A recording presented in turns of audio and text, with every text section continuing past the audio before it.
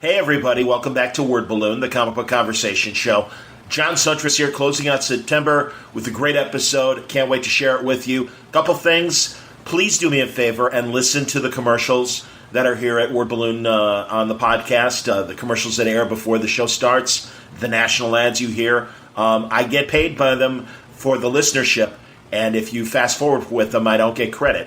So please listen to those. It's only about 2 minutes long, and I appreciate it. Thank you very much. Questions or comments about the show, or if you are an aspiring creator, please email me. Please don't message me on Facebook. Please don't message me on Twitter about your book. Best way to directly approach me is via email, john@wordballoon.com. As you know, I've got a Word Balloon channel at YouTube under Word Balloon. I'm trying to reach 1,000 subscribers. I'm just over 800. Help me out there. And subscribe. It's free, and I have video content there. I promise to do a lot more. Okay, one more spot, and then on to the show. Thanks a lot. Hey, everybody. Welcome back to Word Balloon, the comic book conversation show. John Suntress here. It is International Podcast Day. Yay! I am thrilled to celebrate it with you in our 14th year here at Word Balloon. Unbelievable. Next May, it'll be 15 years. And what can I say? Thank you for being along with me on this journey of podcasting here at the Word Balloon Network. To celebrate, I'm going to have another fellow Word Balloon Network host with me on today's episode, Art Baltazar. You all know Art. Art and Franco are the wonderful team that brought us Tiny Titans and Superman Adventures and Superpowers, to name just a few of their excellent DC comics. They are also behind Aw Yeah Comics and, of course, the Aw Yeah podcast. Art is on fire doing a ton of different projects. Also, Superman of Smallville, which just debuted in September and is already a successful graphic novel. I'm so happy for him. I mean, I was even in Portland talking to Bendis, and he's like, hey, man, this Superman of Smallville's really taken off. And I'm like, of course it is. It's Art and Franco, man. They get it.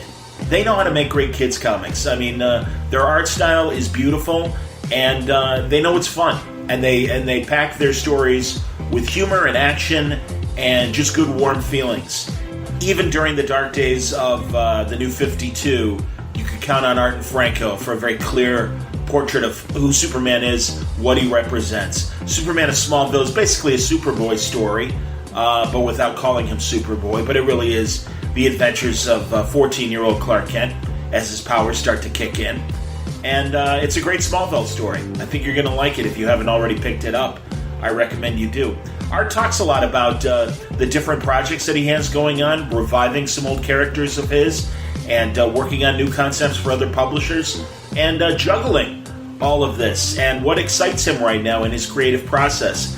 Now, this is also an Aw Yeah podcast episode of just me and Art, and we ramble. We talk about a lot of different pop culture things, new and old. You hear my anticipation for Ad Astra, which, since recording this, God, we recorded it back on Labor Day, but since recording this, I've gone and seen Ad Astra, the Brad Pitt movie. It was, of course, featured on my last episode.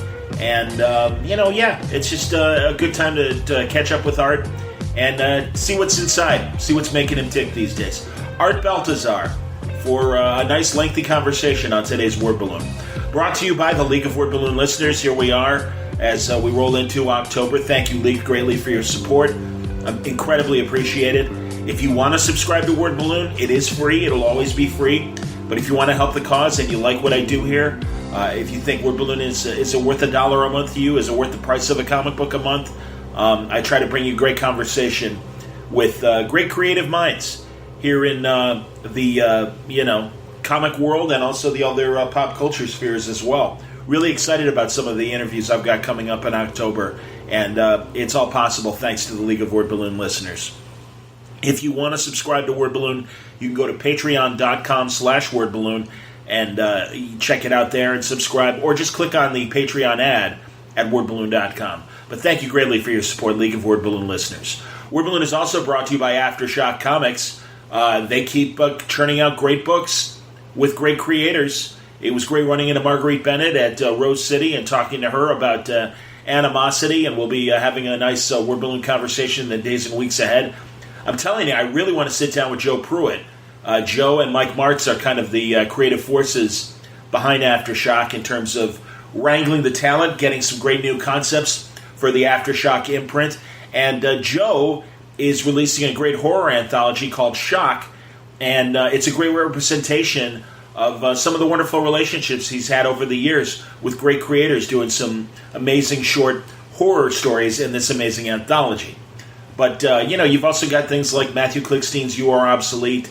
You've got great creators like Stephanie Phillips and, Adam Glass and Aiden Glass, the father-son team that's doing some great stuff. And, my buddy Cullen Bunn, my buddy Tim Seeley, my buddy Phil Hester and Ryan Kelly. Great books and great creators. Don't take my word for it. Go to their website. You'll find full story descriptions, preview pages, and the diamond codes on the Aftershock books and how to order them through your local shop at AftershockComics.com. All right, let's get into it now. My conversation with Art Baltazar. It's great to have Art back on Word Balloon, talking about Superman of Smallville and a whole lot of other things in terms of other books that are in process. And, he's very candid about where he is right now creatively. I really enjoyed this talk. I think you will as well. Art Baltazar on today's Word Balloon. We are rolling. All right, fantastic. Yeah. Yes, sir. Recording now, Johnny? Yes, sir. Welcome back. Oh, yeah. Welcome to the Oh Yeah podcast. I remember this thing. Yeah, it's the Yoko Chips edition. Yeah, this is us. So it might end up also being a Word Balloon. We'll see.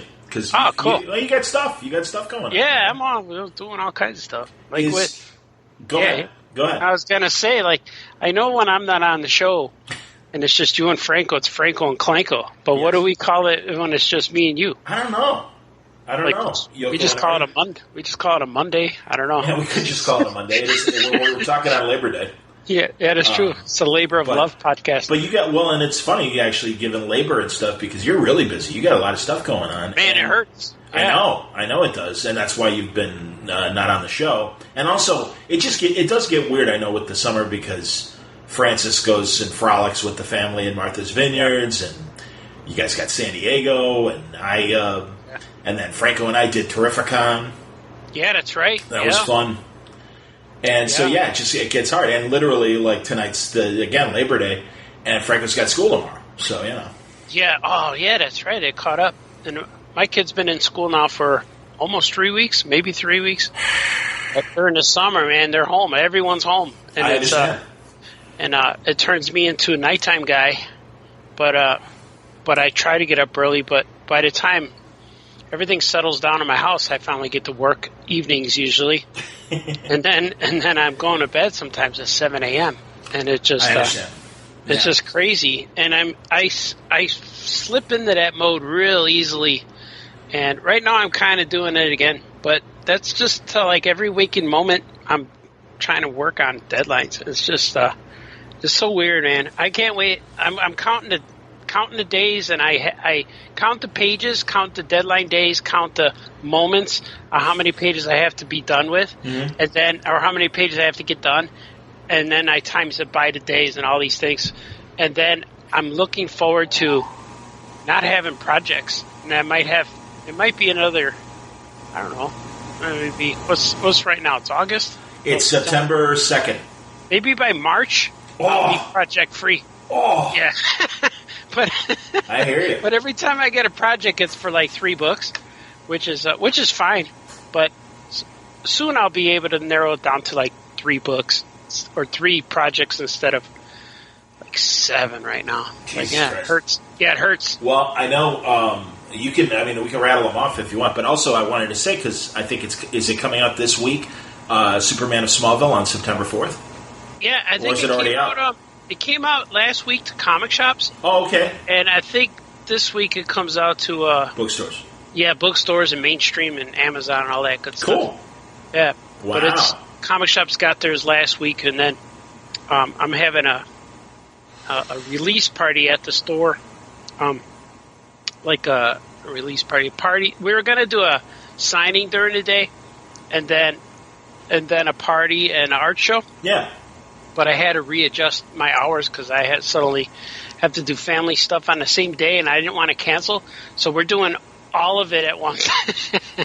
Having a signing, party, and art show all at once. It starts at 6. What day? On this Saturday, the 7th, I think it is. Yeah, September 7th. Yeah. Okay. Yeah, cool. yeah. Nice. Yeah. Yeah, so it should be fun. Very nice. I won't be able to come because I'm working Saturday night. Oh, that's right. And I'm working Friday night into Saturday morning. Yeah, that's got my schedule all screwed. I'm doing vampire hours too. Even the days I'm not working, I can't fall asleep before like 4 in the morning, and I sleep till like noon or whatever. So yeah, it's real easy. Like it's easy to go to sleep when you don't need to set the alarm, stuff like that. Yes, you just you just work till you can't work, and then you just fall asleep when you can't be awake anymore, and then just sleep until you wake up. That's the way I do it. And it's just really strange. I hear you, man. No, I've been cranking out pods. Yeah, you have. And doing pods left and right. That's cool. Yeah, no, it's going good. No, it was actually, it was nice. Publishers Weekly, Heidi McDonald's little camp out there, and the Beat. I guess it was on the Beat website, which, and shame on me, I guess, is no longer with Publishers Weekly. Lion Forge sponsors Publishers Weekly. But this writer for The Beat, Matt O'Keefe, wrote a really nice thing about pods today. And the main focus was on, the first couple of paragraphs were about Ryan Stegman has a podcast, and our dear buddy from Ireland, Declan Shelby, has a podcast, and Jason Latour, who I love, he has a great podcast, and Chip Zdarsky, our friend from Canada. So all these great podcasts. And then at the bottom, they're like, oh, yeah, but I should read it, actually. It was a very nice thing. But he made a nice little tribute to Word Balloon, and he said, is 2019 Word Balloon's best year ever? Whoa. And that was really nice. I'm like, wow. I go, you could make that argument. I mean, it has been a really great year. I've had amazing people on. I'm bringing it up, and I'll tell you what the guy says. But, yeah, that was really nice. I'll toot my own. Did you get my friend Marv Wolfman back? Oh, hi, Marv. I saw him in San Diego. No, my chance would have been at C2E2, but then I was still injured then. So I couldn't. You were bootlegging. Yeah, I was bootlegging. Literally. Yeah. Yes. Boot on the leg. Exactly. I was bootlegging. You didn't even need a tub. I'm a bootlegger, baby. He's a bootlegger. Yeah. So here we go. Podcast watch for September 2019.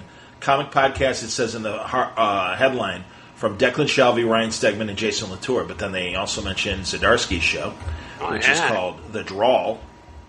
And then, at the end, every month we'll shine a spotlight on a comics podcast that's been around, but has done something that merits renewed attention. 2019 might be Word Balloon's best year to date, which is saying something for a podcast that's been around for almost 2 decades. Now, that's funny, because it hasn't, this is my 14th year, so yeah, kind of.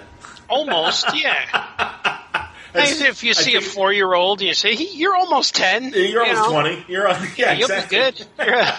It's like, yeah, I know. It's like, I'm like, I think if you answer that in math, they might check you wrong. But then he writes, John Suntress's background in radio makes Word Balloon unique. From all their comic podcasts, he regularly conducts long, really meaty discussions with his guests. His lineup of creators is unparalleled. His most popular guests return so frequently, their episodes are given special monikers like the Bendis Tapes, the Rucka Debrief, and the King's Speech. I don't have one for Baltazar. We need one. What kind of art is Baltazar? That's what it should be called. What kind of art is Baltazar art? With rare exception, you will only hear from Bendis on Word Balloon, and there's no one better than Suntress in getting the most out of him. I hope you like the start of this new column. We'll be back at the first of the Monday of every month. So that was very nice. And that was Matt O'Keefe. Yeah. So thank you, Matt. Thank you, Matt. Hi, Matt. Matt. We got to do like hot. It's all one word now. I know. It is like there's H's in that art. That's just the sound you make when you wake up. I thought it was when you get checked for tonsils. Okay, open wide, say "hot." So hot. That's true. Wolfman. It's true. So he kind of was making the rounds with George Perez as George is winding down and not doing as many cons as he used to. Yeah, that's good though. He could retire. Oh yeah. Oh no. We're all for it. Relax. I know what. Rest. One of the guys was like 96 and he just retired and people were sad. Yeah, Joe Sinnott. Yeah, come on, let the guy. He could have retired 30 years ago and he could have, but he held on. He was doing. He did Terrificon last year. He was at Terrificon last year.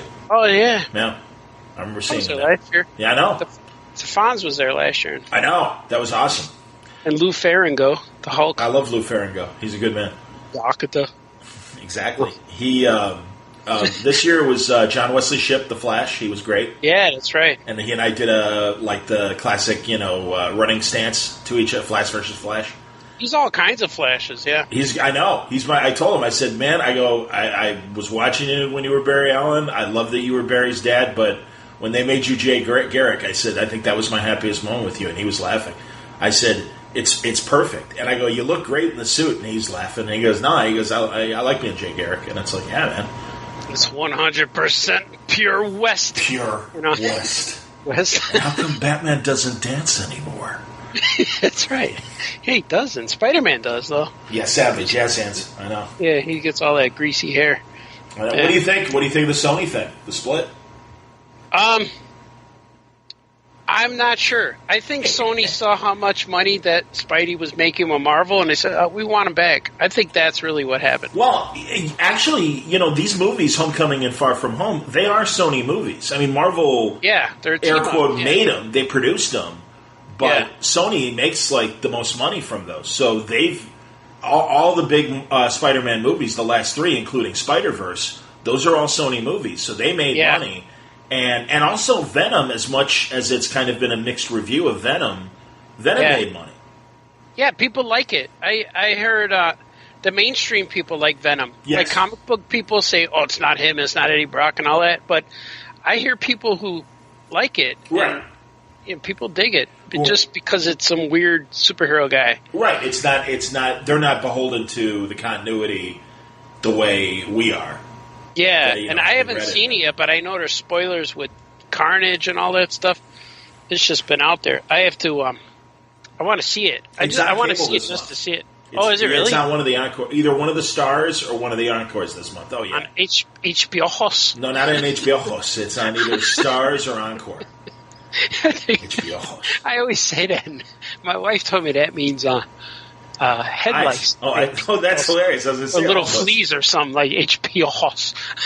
Because ojos I know are eyes. So ojos, but then I think piojos is like a little bug or something. That's funny. I'm not sure. That's but I always call it that. I like it. It's like we spawn in Viciares. Deportes del HBOjos. HBOjos, yeah.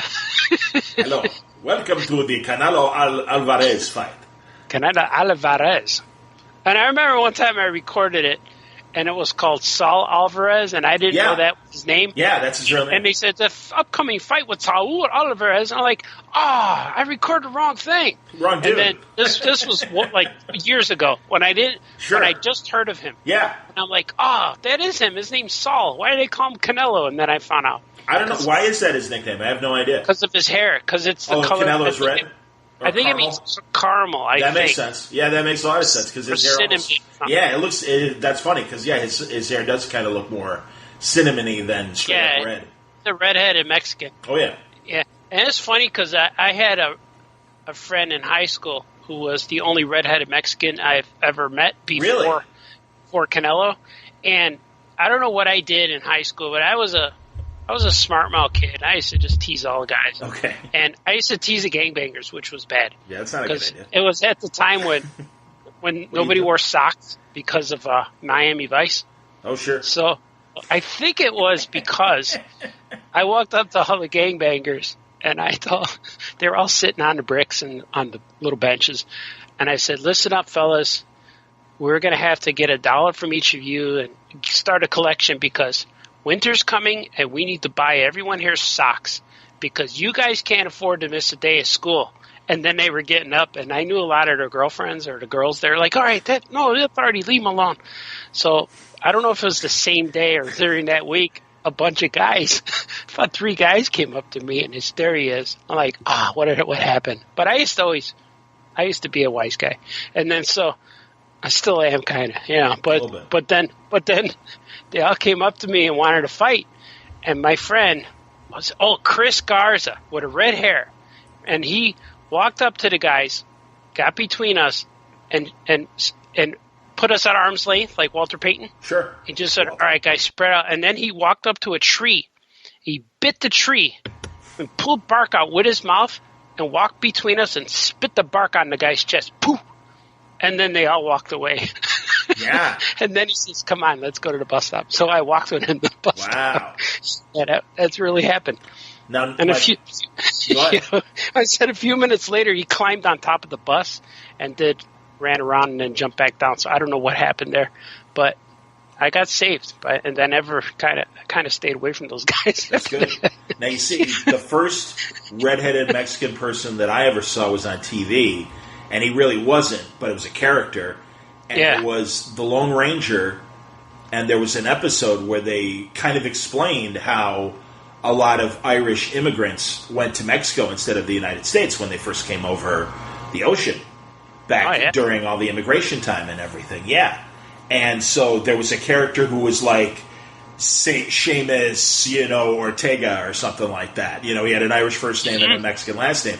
And it was Clayton Moore playing the character. And he had red hair, and he had a red beard, and it was crazy because he had his mask was off, and he had big bulging eyes, like he made his eyes real big. And and at one point, the Ranger, was going to impersonate him, so he played both parts, and so he was able to. Whoa, Kimasabi, you look just like him. Huh. That's right, Tonto. Whatever. Right. But yeah, that was it. I had never heard that Irish immigrants, instead of just going right away to America, they went down to Central America, and they went to Mexico. That's interesting. Yeah. That's why I liked. That's why I read the Spider-Man 2099, because Miguel O'Hara. He was a Mexican Irish guy. That's right. Yeah. Yeah, and I was like, I could identify with that. Totally. Exactly, man. There's your relation. Absolutely, man. That was pretty cool. I never got spider powers though. I'm trying. They bite me, but it just hurts.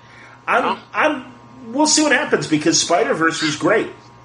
And if they can, if they can get the same kind of writers and directors, and I know it was an animated movie, but I mean, if that kind of tone, it's like, all right, they can do a decent Spider-Man movie. We'll see. I think they should do all movies like Spider-Verse, and just don't make any more live action, because I think Endgame when I saw that, I'm like, oh, good. I don't have to see any more superhero movies ever again. I wonder how many people are going to feel that way in terms of, no, I saw the end of the story. That's it.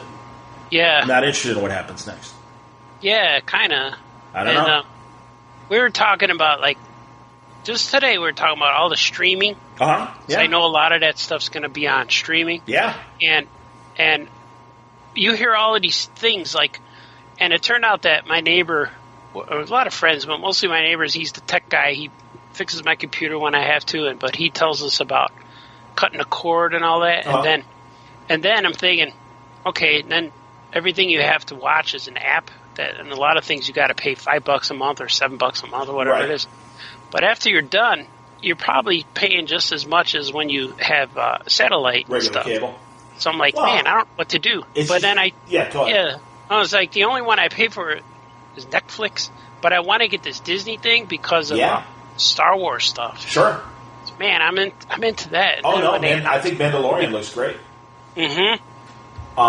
They announced Obi-Wan, and man, I've been waiting for Ewan McGregor to come back for a long time. Yeah, Jason Aaron in the Marvel Star Wars comic wrote a great story that takes place in that post-Jedi post-Episode 3 pre-New Hope era, and Obi-Wan and he looks like Ewan McGregor. Obi-Wan is sending Luke stuff. He finds out Luke is into fixing cars or all the whatever Land Cruisers and all that stuff. So a box shows up at Aunt Beru and Uncle Owen's house of just mechanical components and stuff for Luke, and it says it's for Luke and everything. And finally, Uncle Owen confronts Ben and is like, "Stay away from my nephew. You are nothing but bad news." Cool. And it was a really good story about Ben trying to push Luke along in the right direction, and Uncle Owen be like, no, this kid's going to grow up right here and not be involved in all the nonsense that messed up his father. No. Yeah, that's cool. And it really was. It was a good Uncle Owen kind of issue and a good Ben issue and everything. It was all one comic book issue, and I thought that was great. And yeah, no, I would love to see Ewan McGregor have adventures before New Hope, and kind of be on the sly, and maybe looking for if there are any other surviving Jedi or whatever. It would be cool if he faces Vader, but I don't know if they'll. I don't think they'll do that. Because of the conversation they had in the New Hope. Right. Yeah, I don't know if they'll do that. Just because he says, "When I left you, I was but a learner," and maybe. And then people want him to fight Maul too, but right. That's what I've heard. If the Clone Wars and Rebels is part of the continuity, he can't because he sealed off the story. Yep. Unless, Darth Maul. Spoiler: he got killed. He died. But their fight was real quick. It was really good, but it was real fast. He just outmaneuvered him real quick. Yeah, I didn't see those cartoons, but I would say that even though everyone is like, "Oh no, that's in canon," that is going to be like the big, like, do we break canon or not, and let that happen, because it would be so cool to see them. So it's going to be very interesting to see how they handle that. Yeah, and with I hope they just show more stuff. Yeah, that's what I think. Canon be damned. If it's a good story and you write it well, let's see the cool fight. I don't care. Right, and I hope they show Vader. It would be cool just to show Vader, even if he doesn't fight Obi-Wan. Maybe they could communicate or something, like through the Force, like Snoke did. I hope he's in it, man, because they need Vader. Anytime Vader shows up, it's so exciting. Oh, absolutely. Like he's the reason why Rogue One was good. If he wasn't in there, the movie would have been average, I think. But putting Vader in there, man, it made that movie awesome. Well, and I really, to be honest, as much as Vader, I really like seeing Tarkin in the movie, too. Yeah, that was cool. Honestly, and especially, like, animating, what's-his-face, the actor, not Christopher Lee, the other one, the other British actor. Hello. British. Hello. What's his name? Oh, my God, I can't believe I'm blanking on this guy's name. Mr. Wayne. He's awesome. That guy, yeah. Yeah, you know what I'm talking about. Cumberbatch? Everyone's yelling at him. No, much older. He'd always make the movies with Christopher Lee. James Robinson? What's that? James Robinson? No. Hello, love. No, and I know everyone listening right now is screaming at their earbuds. Like, you idiot! What's wrong with you? Why don't you know his name? You're almost as old as him. You should know this. Sean Connery? No, it's not. All right, I'm forcing myself to look it up because it's ridiculous. And of course, I'm going to look it up and go, of course, dumbass. He even did movie Doctor Who back in the 60s. We'll try destructive power on Alderaan. That's good, Sean. Yes, I could have been in the Force. Yes. Yeah, may the Force be with you, Force. Hello. Oh, God. Leia's your sister. He should have been Obi-Wan, yeah. Leia's your sister. My sister? Shush. Yes. What do you mean, yes? She's Yiddish? Peter Cushing, good Lord. Yeah, Peter Cushing. Dumbass, my God, what's wrong with me? I thought you were trying to figure out the guy who they the real actor. The real actor they painted over. Animated over a guy. Yeah. No. I meant Peter Cushing. I absolutely meant Peter Cushing. He was British. Yes, hello. Hello. That's a great new thing. I want them to do that with everybody. I want Marilyn Monroe to come back. Oh yeah. I just had a thought too, because there's a lot of Episode 9 theories. Of course, my God. Time travel theories. Jesus, yeah. Is there really time travel shit in Episode 9? Yeah. Go on. The Plinkett guys made up a time travel thing, and I like their videos. I watch them, and they're real funny and entertaining.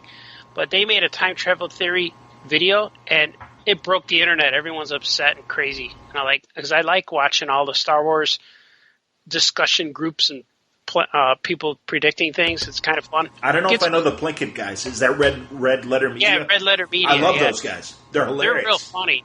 And they don't care what people think. They just make it. Oh yeah, they're totally cash.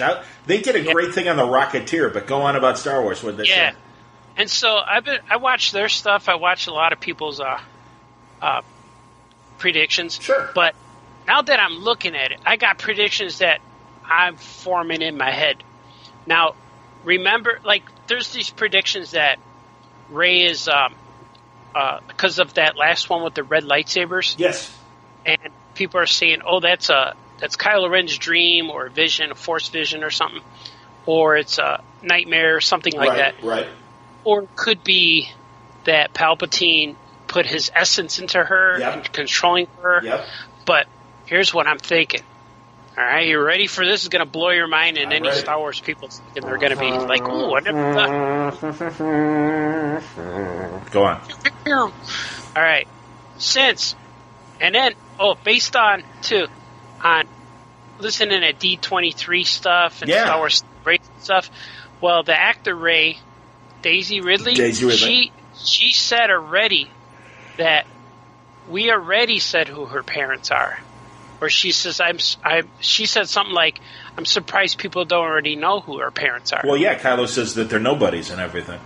Right. But maybe, and people say, oh, he's lying, but Right. maybe he's not. Maybe. What if he's not? Okay. Now, when you think about it, what if she too was created from the Metachlorians, just like Anakin? Now, also, people think she's a clone. But what if she was created from the Metachlorians, but also a clone? Now, and if you see that dark ray, what if that's a clone of her and there's multiple rays? That's what I out there? think. That's what Yeah. I think. That there's Wouldn't more that be than one ray. cool? Like if there's a good ray and an evil ray. If they do it right, sure. Yeah, that would be awesome. We'll But see. then there's also this time travel stuff involved, and it got me thinking too. And based on what we saw in Rouge One, Yes, Rouge One. I don't know if we've ever discussed it on the air as Rouge One. I like that. Rouge One, yeah, or Rogu. That's my favorite. Yeah, when I go to Ulta 3, that's what I buy is Rouge One. That's very good. Rouge One, yeah, it's a nice shade Absolutely. of Man. I blush. Yeah, it brings out my cheeks. I'm very coquettish when I wear my Rouge One on my cheeks. Everyone's like, oh, you're so bashful. It brings out my cheekbones. Absolutely. Yeah. Nice. But I'm thinking, like, now that we saw the technology that they could recreate Tarkin and they could recreate Leia, now what if they recreate Luke Skywalker and Han Solo from New Hope era? As young. Yeah, and we're like, what if they do it? And there's de-aging technology that we saw with Iron Man. Sure. Yeah. Like we had teenage Tony Stark. Sure. And then we had young Professor X. Yeah, and even That was when Tron Legacy, we had young, Yeah. what's his face? Bridges. And now if Luke is Jeff Bridges.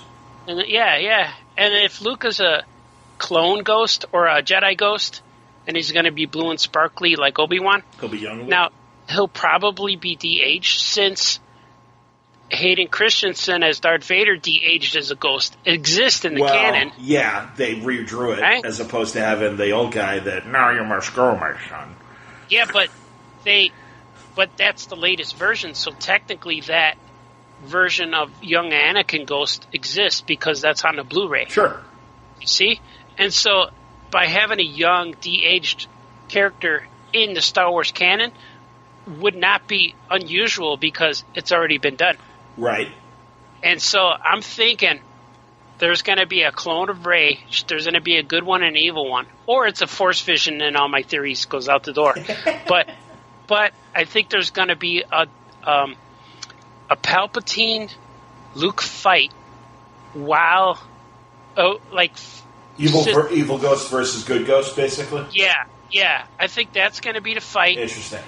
And I think it's going to take place at the same time in congruently. Is that a word? Well, congruently, not incongruently. Congruently as Rey's fighting Kylo. Oh, so just like back in Temple of Doom, when Short Round is beating up the kid that's possessed while Indy's beating up the magic guy that's possessed. Yeah, and I also was going to say it's similar what Claremont and Byrne did with X-Men. I know you're not an X-Men guy, but in the X-Men, the first story I ever read with Hellfire Club, Cyclops was fighting Mastermind. He was fighting him in his head. Okay. And in the story, in their head, they were sword fighting. They were like swashbuckling. Sure. Mastermind stabbed Cyclops through the heart. Or were they swashbuckling where they were watching watches from the 90s or 80s? Yeah. With techno music playing in the background. They're Swashbuckling. Swashbuckling, like Sasquatch. Exactly. As opposed to swashbuckling when they're fighting by throwing Bigfoot at each other. That's a good character. Yeah. Squatchbuckler. Take this!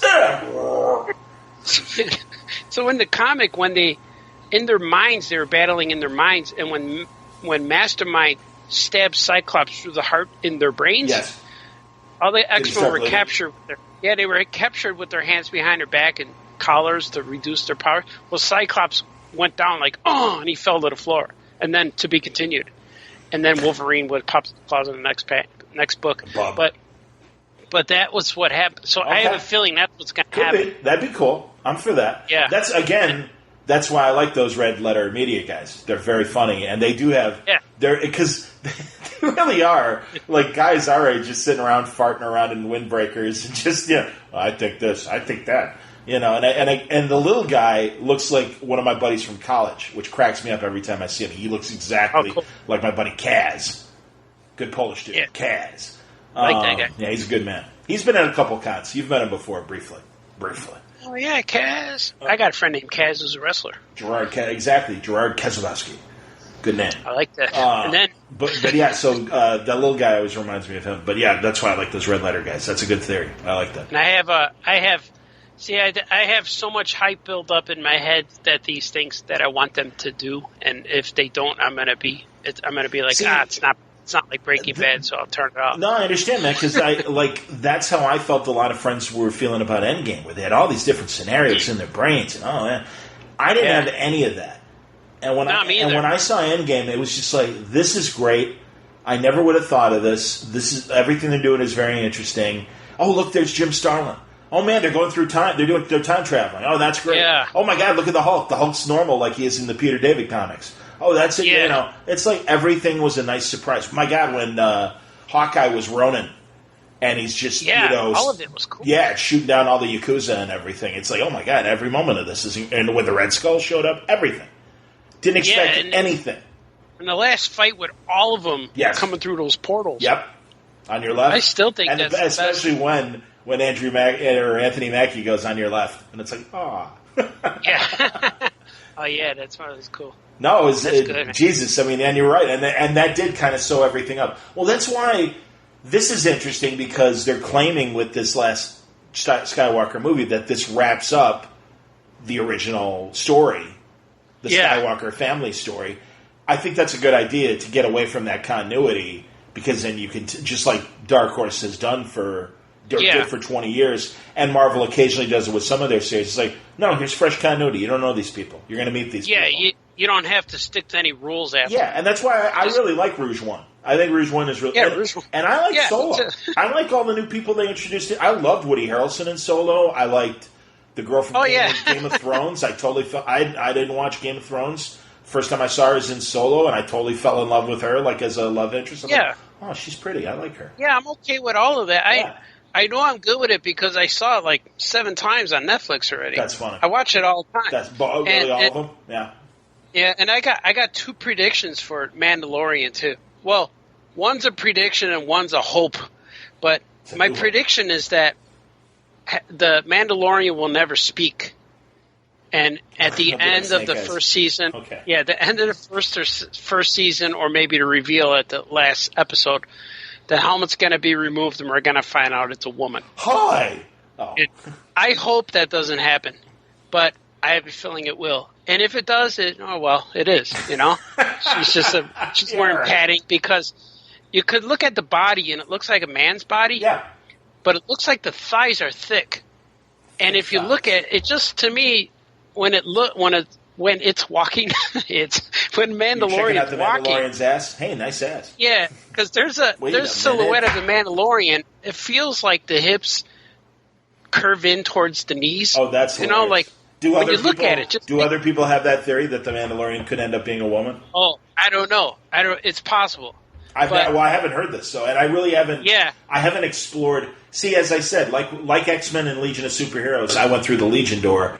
Star Wars and Star Trek. I love Star Wars, but I went through the Star Trek door, and I am much more chapter and verse about every little thing about Star Trek than I am about Star Wars stuff. I don't remember planet names. I don't remember alien race names. Things like that. So but I am intrigued by Mandalorian. It looks cool, and I think it solves that problem of we want to watch like a Boba Fett sort of character, without having the Boba Fett baggage. And it's like, no, it's a good idea. Yeah, and cool outfit. Yeah, I peek through the Star Trek window, but through the blinds. I know. Like, well, there you go. You're still getting your feet wet. You're still, you're still testing the tires. You haven't. I only know them from Migos mostly. I understand. Well, and you watched like just a few of the original series. Yeah. And I know you're a big fan of Voyager and Chakotay. Chakotay. Yeah. But what I'm hoping for Mandalorian. Yeah. Mandalorian. Hi. Hi, I'm Mandalorian. It sounds like going to be your name now. My son Leonard's been practicing on his Mandalorian for 2 decades. He's wonderful. Sounds like doesn't it sound like an accordion? Can you play Lady of Spain on your Mandalorian over there? My brother Bob thinks so. What's his name? It's my brother George. Exactly. When I was learning the piano, George was playing hard on his Mandalorian. Well, the Mandalorian's going to take off her helmet and say, "Hi, I'm known as Mandalori." Call me Mandy. You know, Mandy Lori. And then they're going to kick in the Barry Manilow music. I remember all my life. Shadows of man. Face truth. But what I've heard about the Mandalorian is it takes place after Return of the Jedi. Right. Yes. So one of my hopes and dreams, and please, I'm praying to God, baby Jesus, Mary, Joseph, all of them. I'm saying, please put this into their heads over there at Lucasfilm Star Wars people. Go on. Which, according to the book, I think it was called Bounty Hunter Tales. Came out in the early 90s. Uh-huh. There was a book of short stories where all the bounty hunters had Bosk and IG-88 and talked about IG-88 at Bespin City and the Cloud City and then talked about Boba Fett. Is that a droid they had, IG-88? Yeah, IG-88 was the bounty hunter droid. Okay, go on. And in the Cloud City when Chewbacca was rescuing C-3PO in that conveyor belt when they were going to burn him, in the background you see an IG-88 robot. According to the Bounty Hunter Tales book, IG-88 got there first to get Han Solo, and Boba Fett showed up and shot IG-88 and threw him in the dumpster. That's what happened, according to that book. It's that book. But now that Star Wars has claimed that none of the books that came out before or Force Awakens are not. Yeah, they're not canon. But I think they are, because they're still there on my shelf to read. Yeah. It's like canon in your head. No, I understand. I feel that way about some Star Trek novels. Go on. Yeah.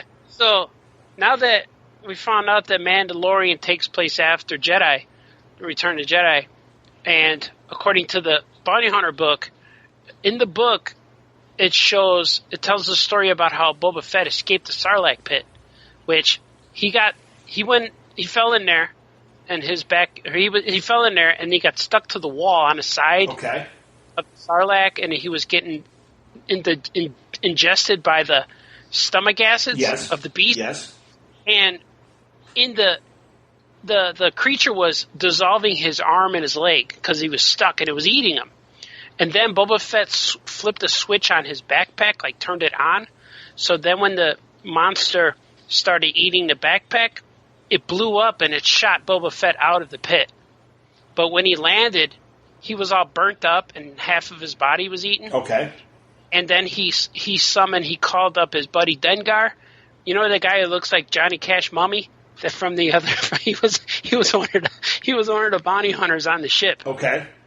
Like they're scum. Those guys. He was a guy wrapped up in the bandages. He looked like burnt Johnny Cash, like half robot.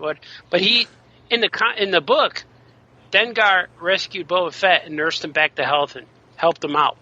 So I hope that season 1 finale, you see after Mandalorian takes the helmet off, if that happens, or hopefully that doesn't happen, and in the end of the season 1 finale, you see Mandalorian, and then he turns around and you see Dengar say, "I got something for you," and it's Boba Fett all charred up, and he says, "Boba Fett," and then it ends. But you see Boba Fett with all burnt up armor and no arm, no leg, or robot arm or something, and he's limping in with Dengar holding him up like over his shoulder or something. Wouldn't that be something? Sure. And then season 2 could explain how Boba Fett escaped from the Sarlacc pit, and then he could die. That would be good. Well, and the fact that he's a product of cloning and all that stuff. Yeah, because technically Boba Fett is not a Mandalore, but he wears the armor. Right. And so that would be a real cool thing. And then they could have a fight, and he could accuse him of stealing the armor and weapons and all that. That could be season 2. What do they call the book in comic continuity? It's the something universe, not like attached universe or what is they call it? Expanded universe. Expanded. Expanded. Yeah. Yeah. One of my favorite expanded universe stories with Star Wars was Crimson Empire. Yeah, I loved that story, and that was a new character, and and you saw the Crimson Guard around the Emperor, but and that was an interesting reason to hate the Empire after Palpatine was dead. It was like my loyalty was to the Emperor; he's dead, so now I'm not going to follow you just because you say you're the new Emperor. It's like no, it doesn't work that way in my book. And he was and he worked with the rebels, but he wasn't a hero. He was his own man. That was good stuff. I thought that was really interesting, and of course, I loved Dark Empire. It was amazing.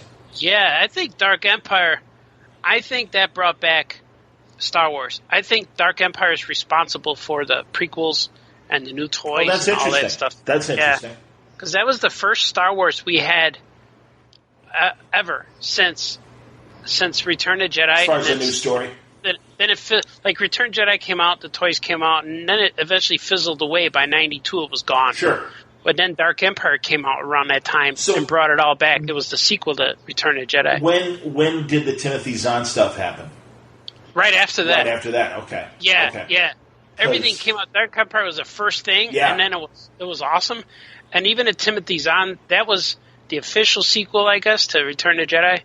But it was overlapping with that. Man, it was good. I had cassettes of an audio dramatization of Dark Empire, and Billy D. Oh, yeah. And Billy D. played Lando.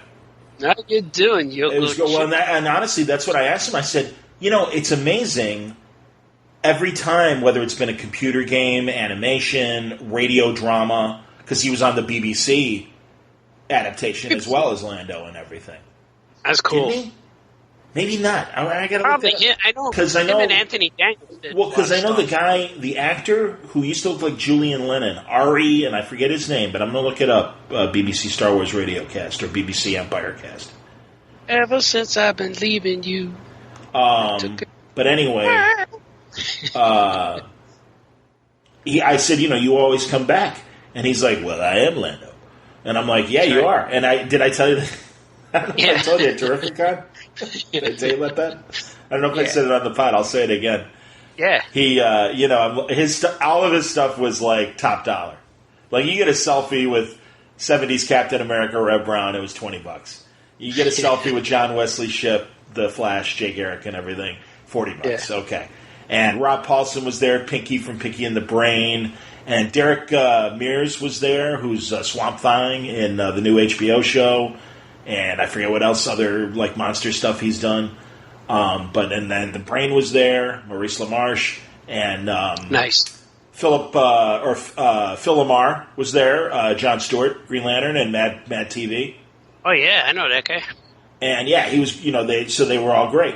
And so Lando, Billy D, he's there with his handler. The cheapest thing was $100. Nothing was cheaper, and also no selfies. No selfies. I'm like, oh damn. Oh man. Because I really wanted to do a selfie. So I was thinking about getting a black and white 8x10 of Brian's song, his TV movie he made where he's Gale Sayers and James Caan is Brian Piccolo. Go Bears. The Bears. And but instead I got the Colt 45 ad with his face on it.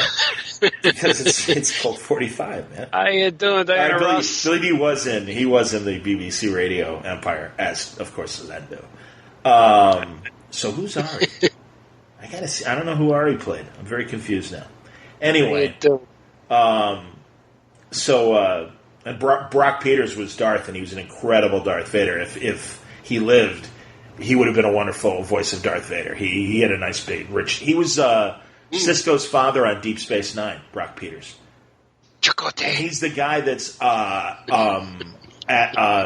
accused of either rape or murder. I forget which. To Kill a Mockingbird, the original movie of To Kill a Mockingbird with Gregory Peck. He's defending the black guy, and it's Brock Peters. Yeah. He's a great actor. He's an incredible actor. Anyway, Brock Peterson. So I'm like, I got to get the Colt 45 because it's, that's, hey, how you doing? You should drink. Yeah. Those are our 70s. Those are Saturday afternoons watching Wide World of Sports. You saw Colt 45 commercial with Billy D. Williams. Hey, Academia, how you doing? Works every time. Exactly. So I'm like, all right, I'll get this. So I walk up to him because I want to talk to him. And, I had him on the pod for 15 minutes, and he told great conversation about Lando. He was terrific, and other movies and stuff. So I'm like, I walk up, and then Sam says, okay, you want this? I said, yeah. So he puts it in front of Billy D, and he gets in his face like you do with like an old person that's hard of hearing, and he's like, do not sign it, Lando. And he rolls his eyes and he goes, he's been signing everything as Lando. Here you go, kid. Of course, Lando was great in Lady Sings the Blues with Diana Ross. And who could forget when I played Lando on Dynasty and I was having sex with Diane Carroll? He probably says it to his kids, come on, Grandpa Lando. Exactly, man. That's not the way Lando would do it. You can hear it. So he's like, okay, no Lando. I'm like, you could have said Lando. I would have been cool with that. He's cool. I remember when I heard some of the stuff from the Star Wars Celebration panel with him, and they were saying, you turned in you guys, you betrayed him. He goes, no, I didn't. I didn't let anyone die on my watch. Seriously, he's been thinking about this, and that's kind of why I love him. He gives a shit about Lando. Yeah, nobody died. And I asked him about Donald. I always say it wrong. Is it Donald? Not Donald. Is it Donald Glover? The guy who played him in Solo. Yeah, Donald Glover. It is Donald Glover? Okay. Because I sometimes shamefully get him mixed up with Donald from Scrubs, who has a similar name. And he's another young black actor, or youngish. I mean, he's not that young anymore. But he's. I thought you meant, what's that show with Mel Gibson and Danny Glover? Oh, Lethal Weapon, exactly. No, Lethal Weapon? Definitely not Danny Glover. No, Danny Glover's like 80 now. I'm too old for this stuff. Danny Glover now literally is too old for this shit. It's official. Yeah. If you see him in movies now, it's like, God damn, man, Danny Glover got old. Well, we forget. I mean, we see these movies from the 80s every month. They're on TV, on either pay TV or commercial cable, something. And it's, Alan Moore, I know you love him, but he made this point years ago about how messed up TV is with celebrity, and his example was Fred Gwynn, Herman Munster. Yeah. And he's like, The Munsters is running, and My Cousin Vinny is running, and Car 54, and all these different things that Fred Gwynn has done over the years. And you kind of get in your mind, like, okay, My Cousin Vinny, he's no older than that. Well, that was early 90s, and obviously he's dead now. But, or Rickles, I mean, you'd see Rickles from something like from the 90s, and then you see him at the end when he was, near death and everything, and it's like, oh man, Don Rickles got old. And it's like, no, Don Rickles is old. I mean, that's kind of the deal. And that's why, Billy D looks great in that trailer for Skywalker. He looks great. Yeah, he does. But he's a little slower.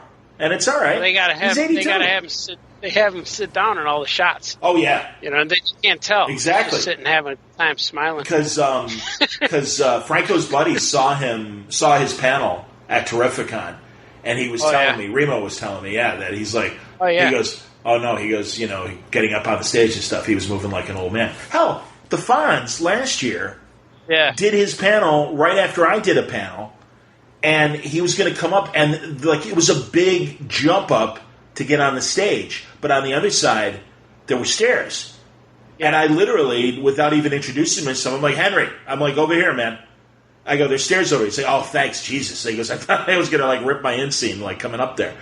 But and that was my chance to just go, hey, man, I know you're about to go. I just want to tell you, real nice to meet you. I'm a huge fan. And he was sweet. He's Henry Winkler. How is he not sweet? Winkler. Henry Winkler. I've loved everything he's done. Henry Winkler. Cool. The Fonz. Little nebbishy guy. I'm like, can he be the tough guy? He was good as the tough guy. He became my Lone Ranger. We need a hero in the 70s. That's what he said. We need not a hero. A hero. A hero. There's an I in there. Hero. It's like Japanese hero. It's not like the word hero in American, in English. America.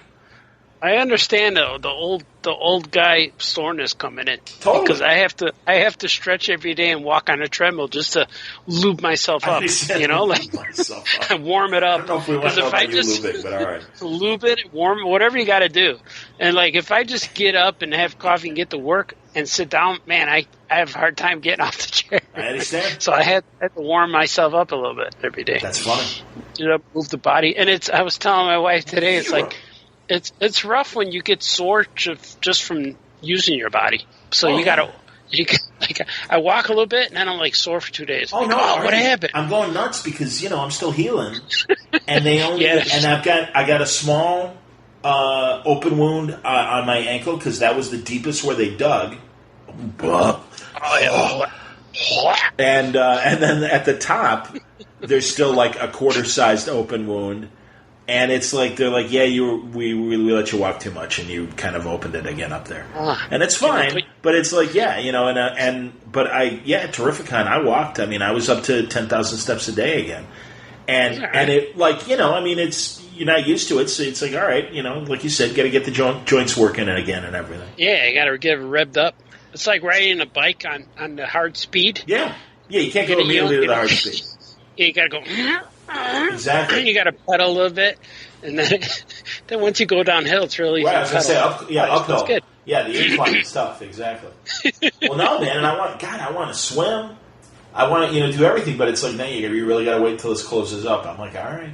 Yeah, you'll get there. But I'm excited. Yeah. Next week, I'll be in I'll be at Portland, Oregon. Oh, you going? Yeah, Rose City, and I'm hanging out with all my buddies. Bendis is going to be out there, of course. Say it. Hello. Yeah. That's what I was waiting for more. So the But he's out there. Rucka's out there, and Jed Van Meter, and Brian's wife Lisa, and Kelly Sudaconic, and Matt Fraction, my buddies, and Jeff Parker, and Colleen Coover, and Paul Tobin. I like all these people, man. Ibrahim Mustafa, who. Dude, I swear, the next time, I don't know how much you've met him, if you've met him at a show yet, but he makes custom egos as well. Oh, cool. He was doing a James Bond ego. If you follow him on Instagram, I know in the last week or two, he was working on a James Bond ego. Oh, cool. I follow him somewhere. Maybe it's Twitter. Because I got rid of all the apps on my phone because my phone wasn't taking pictures, so I understand. I have too much memory. I only upload stuff. Yeah, I only upload stuff when I'm sitting at my computer. But Instagram doesn't work on a computer. I know, it pisses me off. I can see stuff, but I can't upload Right, stuff. I know, and that drives me crazy that you can't upload stuff off your laptop. It's like, that's not cool. Come on. Because, I don't know if you saw in the last 24 hours, I'll tape Batman when it's on the weekends, and it's on Heroes and Icons, and it's on Sundance, shows it on Saturday mornings or something for a couple hours. And they were back to the first season. The first season of Batman is great because the budget was good. Oh, yeah. Everything looked amazing. And there was just this great shot. It was the first episode. It was the third episode of the first season. First episode with the Penguin. Yeah. And there was this fuzzy gloves. And and there was a scene of Chief O'Hara using the bat phone and calling Batman. And then they go to the Wayne Manor study. And it was this beautiful shot of the desk. And the Shakespeare bust is right next to the bat phone. And all of a sudden the bat phone's ringing and everything. And I freeze-fromed it. Did you hear that? I know, it's past tense of frame. Yes, I freeze-fromed it. You're from it. Yes. Yeah. So I'm going to stick with that. I like it. I freeze-fromed it and made it an Instagram, and I wrote, meanwhile, and it was great because the bat phone was lit up and everything. It looked great, and I took it right off the TV screen with my iPhone. I love it. I like it. So I thought it turned out well. And then I also put it up on Twitter as meanwhile in stately word balloon manner. That's good. So. And there's one episode, I think it might even be the first episode, where he mentions his parents getting shot. Yes, it is in the first episode. It's that's the first one, right? Yeah, that's the Riddler story. Yeah, that's Jill, the whole wrap up of the origin. With Jill St. John. What a way to go! Oh my God. Yeah, Jill. She doesn't need volume at all. No, she fit the Robin suit quite nicely. Oh, my God. I wonder if when Frank Miller and Klaus Janson, I should ask him this. Oh, yeah. Because Carrie Kelly's redheaded. She looks like she looks like an adult Carrie Kelly, absolutely. And the cape, the way it falls Yeah, on her, yeah. yeah. I always thought it was weird. Like, as a kid, I noticed like her cape always covered her shoulders, but when Burt Ward pushed the cape over his shoulders, you know, like when she showed up, her cape was not folded back. I know what you mean. And then, oh man, I knew as a kid that I liked thighs because of her. Like, oh my God. And like, I don't know what's happening, this feeling I'm feeling when I'm 7 years old. But like, I like this lady. That's hilarious. I told her and that girl. I told Barbara Eden that. I'm like, oh, you know, I think you were one of my first crushes. And she literally gave me this like most like angry old lady looking like, how charming. And walked away. And I'm like, all right.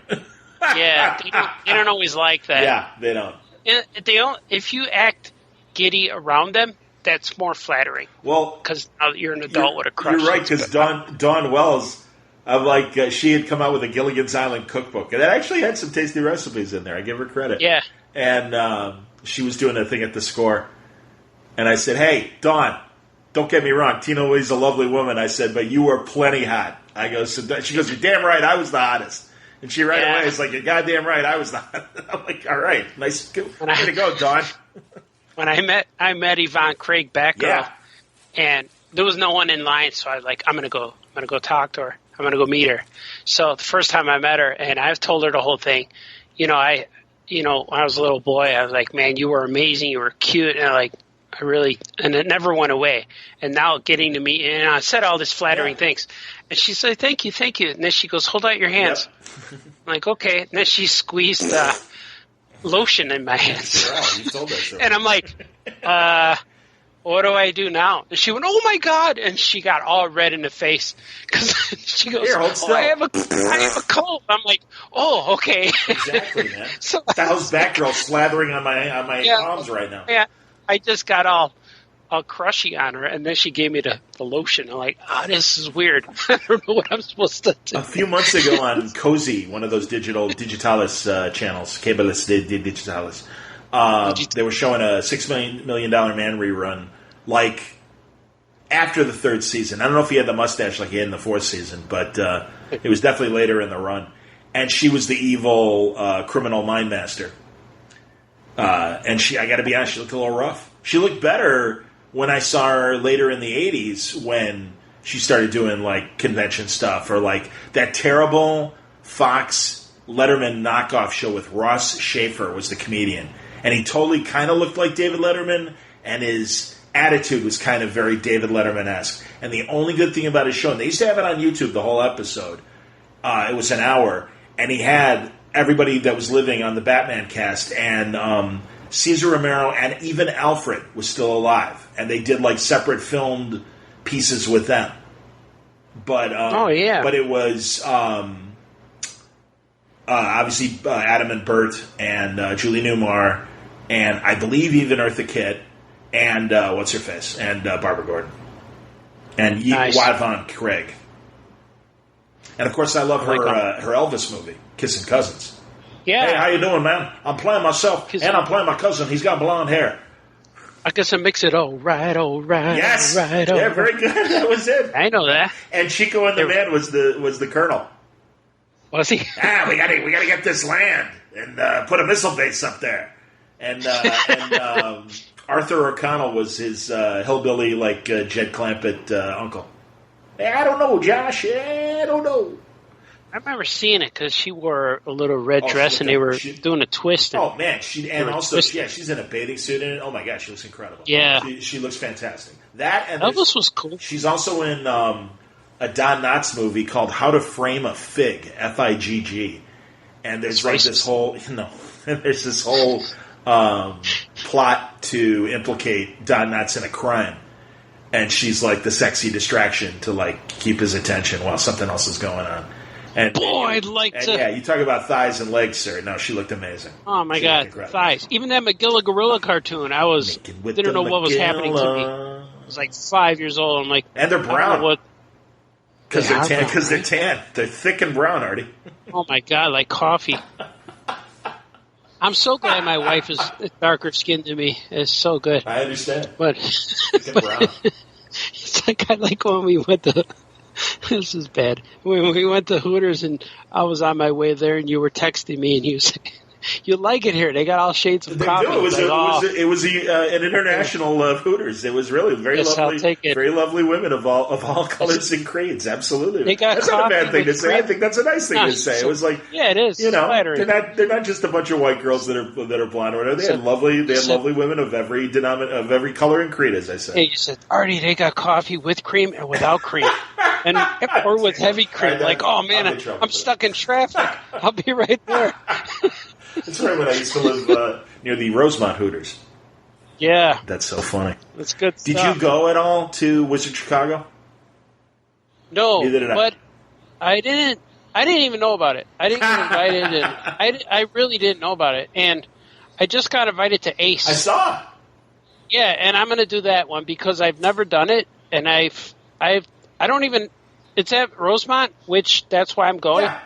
But I think they've been at Navy Pier for the last 2 years. Yeah, the first time. Is this the third one? Wow, I can't believe it's the third one already. I think it's third, yeah. And I haven't been in a Navy Pier one because I would have had to go to Navy Pier. Right, I get it. Because it's too far. Yeah. And Rosemont's for Streamwood, if I get in traffic on the way to Rosemont, it's still only like a half an hour. So that's where I'm going. And they offered me free stuff, so I'm like, yeah, I'll go. And so but I don't think I'm getting a hotel, so I'll be driving home every day. But that's fine. Yeah, and it's not that far. If I have fun, I'll do it again. Sure. If it's a bust, then I won't go. God, it's closer than doing something at the store. Yeah, yeah, it is. So I mean, I get it. Yeah, I don't mind it. And plus, if I sell a little bit of things, I'll have cash for the next. I think month. Depending on how big their artist alley is, I think they'll do okay. Yeah, I just don't know how big their artist alley is, and I'm curious to see it. Because I'm not counting on it like to be like C2E2, sure. But it'll be fun, I think. And I've never been, so I'm going to try it. No, I don't blame you, man. No, it's Sean McKeever and I were talking about that online, and he was saying, I haven't gone to these cons yet, but I really want to go. And he was talking about various cities and things like that, and that's when I mentioned to him, he didn't have it on his list, but I said, I'm going to Rose City. And he said, I hear great things about that show. And I said, yeah, me too. But now especially that we're in an embarrassment of riches in Chicago because now we have 4 legitimate Comic-Cons. Because there was that one in June as well that I can't remember what it was called. Comic Expo or something like that? Right. They're always at Rosemont. Actually, I think that one might have been at Navy Pier again. Oh, but was it? Was, C2E2 obviously at McCormick Place, and then Ace used to be at Navy Pier, but I think, this show in June was in Navy Pier, and then Wizard in Rosemont, and now Ace at Rosemont, so yeah. Yeah, and then there's a Walker Stalker Con or something. And Anime Central, also in Rosemont. Yeah. I agree. So yeah, if you include those as well, it's ridiculous. It's like 6 or so. Yeah, I could probably do a show every weekend. And no question. If I ever get to that point, I know I could do that, but I would never have time to do my work, and I kind of have to cut down on a lot of shows because of that, or pick the close ones or easy ones to do. But of course, the big ones are always New York, San Diego, C2E2. Yep, I'll always do those. No, I agree, and I'm doing New York. I'll be in New York. Yeah, and so I'm ready to go there. See, I'm making up for not being at San Diego.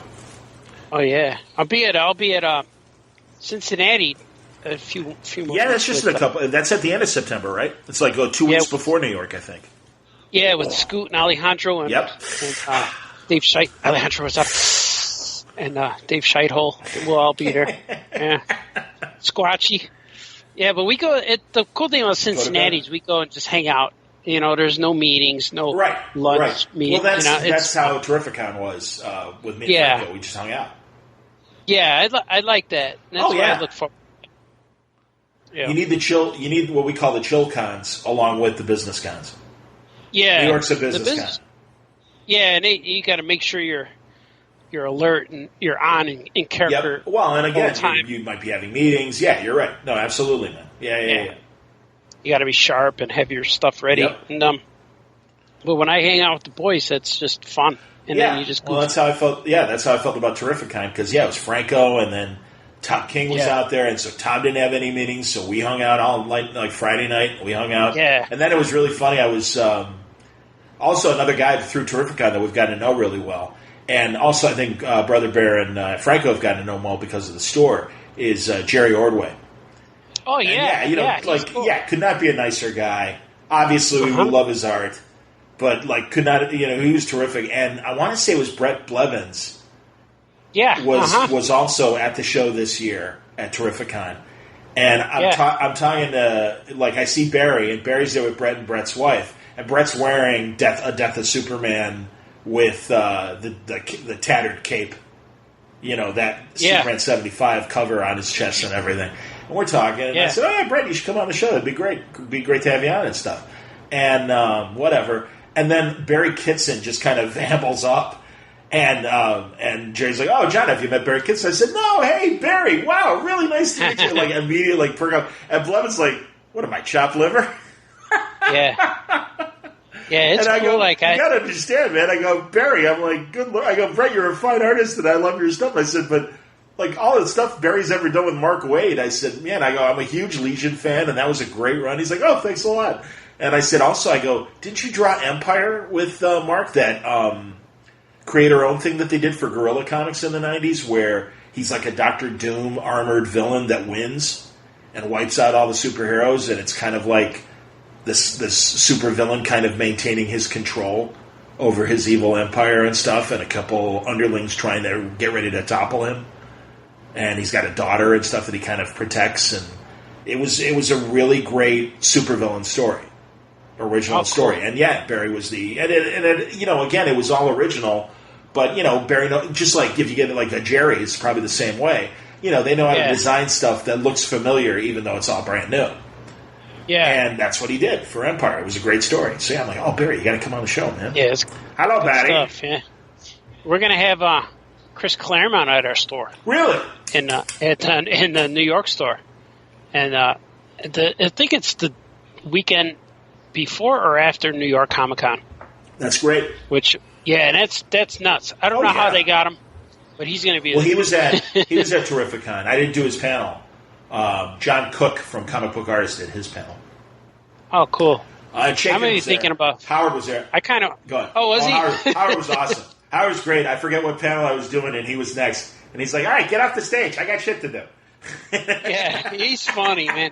He gives you the best compliments, but while he's complimenting you, you're terrified that he's going to beat you up. He's going to kill you. Well, I remember from DC Comics, the Answer Man, Bob Rozakis?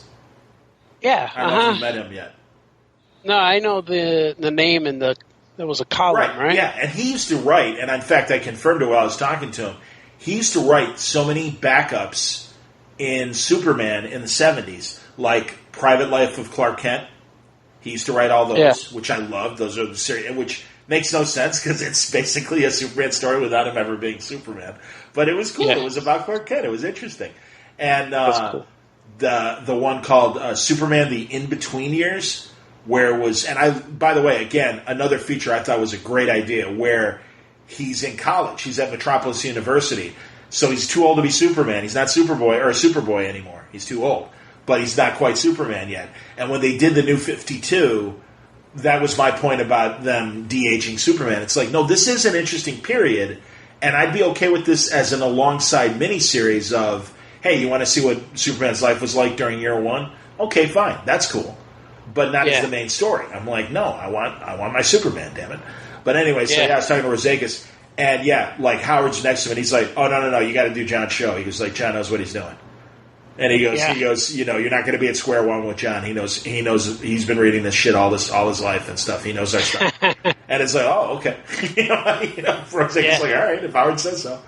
So I was like, oh, that's nice. So it was cool. Ordway and Jakin were pimping me to other people and saying, no, John knows what he's doing. He's good. Yeah, that's cool. Yeah, it was great. Great compliment. What's really weird is us reading this stuff as kids. Yeah.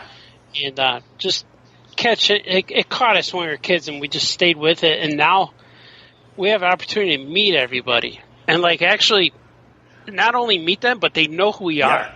You know, my God, and that blows my mind sometimes. Totally. And Jerry Ordway knows me, and Howard Chaykin. They know both of us. And Yeah, Steranko. I mean, that's insane. Yeah, seriously, he's like, John, good job. I'm like, Jim, I literally said, how are you? And he said, John, I didn't tell you about the time that I broke into Marvel. No, Jim, go ahead. Yeah. And literally, it was 15 minutes later, 5-0.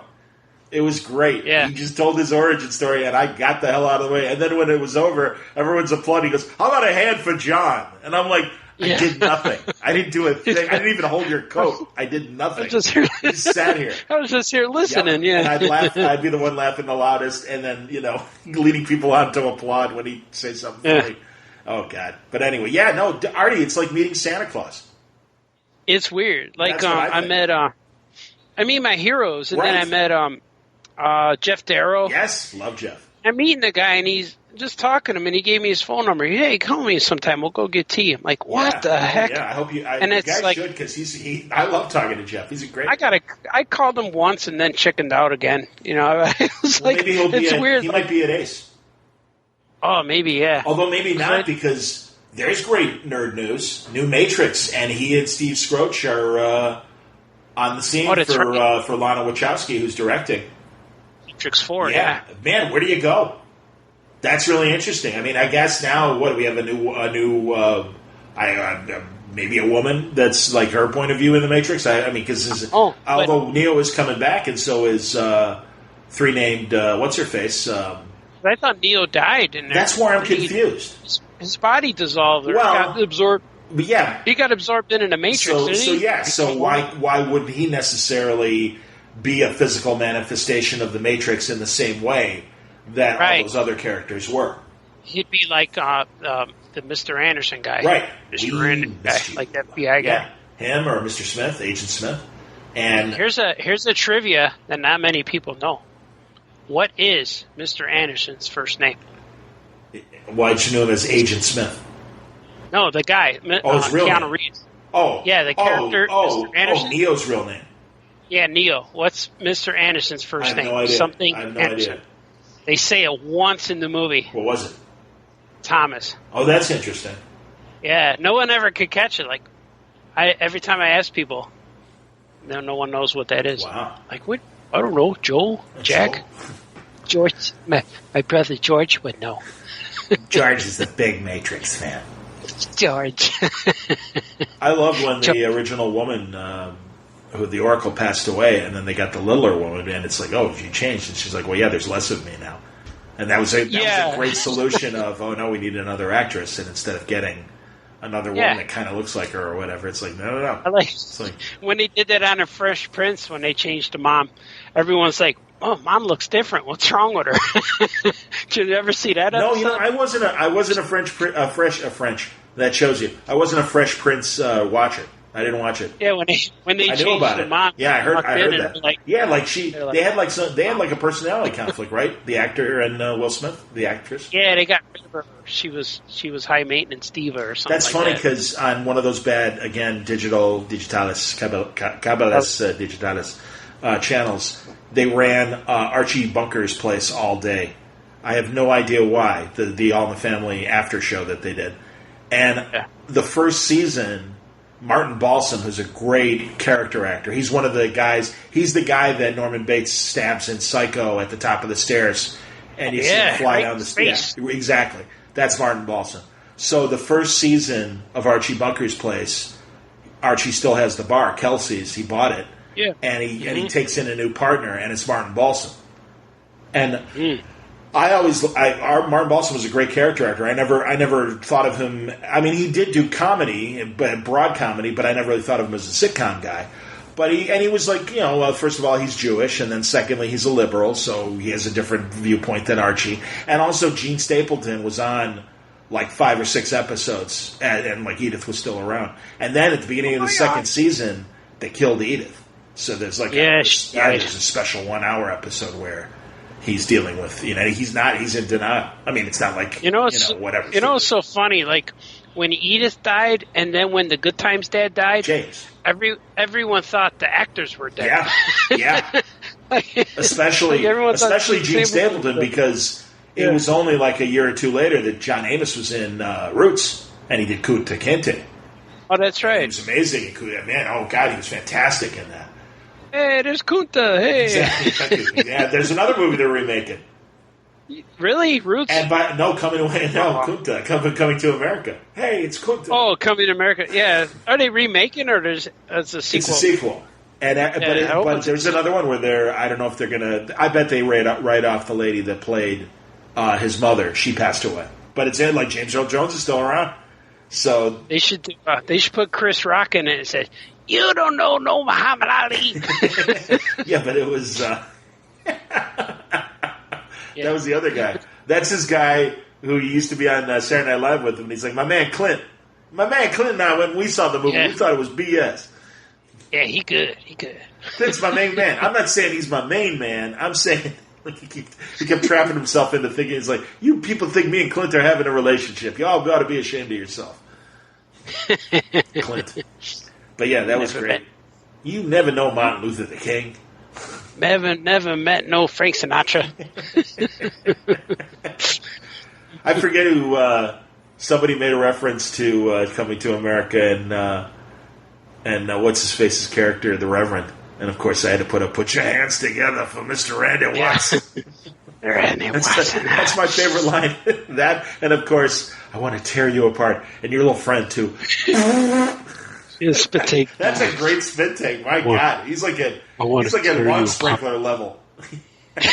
He like spits out like a quart of water or something. It's like, wow, way to go. I want it, and it's funny because it's himself. Exactly, coming on to him. Exactly. I want to tear you apart. Your friend too. That's a fine movie. Cool. That's an excellent movie. It was on Netflix for a while. I was watching it, and then it's not there no more. It's great. Like, man. Even the nod to Trading Places. Randolph, I'm not talking to you, Mortimer. Yeah. We're back in business, whatever he says. A lot of cash. We're back. That's funny. Yeah, but that means that they can continue to be evil, racist people. Mm-hmm. So actually, it's that's not good. Did I tell you about that amazing Love Boat episode I saw? You're going to die. Again, on Cabelas Digitalis, that Decades channel, on the weekends, they'll do one show for like 48 hours and show a ton of episodes. And they did, not only was it Love Boat, but it was like late Love Boat after Julie, the cruise director, left the show. And they got a new cruise director. Well, first, the captain's daughter was getting older, so she was kind of being cruise director too. Yeah. But then they got a different cruise director. And then they got Ted McGinley from Married with Children and Revenge of the Nerds, who I call the sitcom. The great sitcom killer. And he was Ace, a photographer that would take shots. And they would have musical numbers that were like entertaining the guests.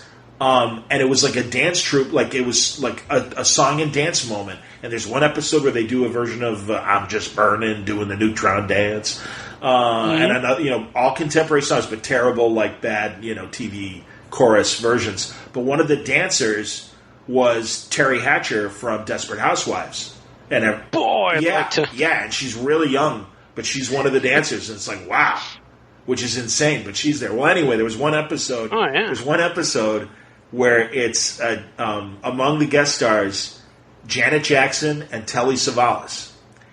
And this is Janet Jackson post Good Times. On the Love Boat? On the Love Boat.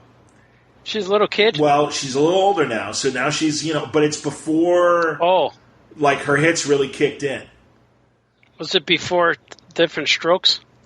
That's a very good question. I don't know. Or around that time. I'll look it up as we're talking. But anyway, all right. The plot, they're in the Scandinavian countries. Oh, and then there's the blonde that was on Three's Company after not the immediate one after Suzanne Summers, who was Chrissy's cousin. Terry. It was Terry, the nurse. Yes. Who I believe you've met at conventions. Am I correct? I did. She was yelling at Jimmy Jawa when I met her. Just yelling at him, humiliating the guy. I'm like, whoa! Wow. Well, she said, "Come on, let me go out to dinner with them." Like, let me get her storyline out of the way because it's ridiculous on its own. She is a shipping heiress that lives in Scandinavia, and she is like a Swede or a Finnish woman, something. And she's having a romance with Gopher, and convinces Gopher to leave the boat and come live with her and work for her. And she calls him Goofer because she has the Swedish accent. Yeah, sure. But it's because it's, again, American Terry from Three's Company playing this Scandinavian character. Okay, so back to Telly. So Telly is an evil scientist who's created robots to steal... I don't remember what the hell they were stealing, but it made no sense. Well, first of all, also, it's a cruise ship. There's a horse show going on in Scandinavia that they're a part of. On the Love Boat. Makes no sense, but it's there. They're docked in Scandinavia for all this stuff. I like all of this. Yeah, it's good. So Telly's got to steal this thing, so he creates one of his robots to look like Isaac, the bartender, Ted Lang. How you doing, Chewbacca? And to distract Isaac and keep him away when he's using the robot who looks like Isaac, Janet Jackson is like tempting him into a relationship. Now, he's like 25 years older than Janet Jackson. Yeah. But they made her look older.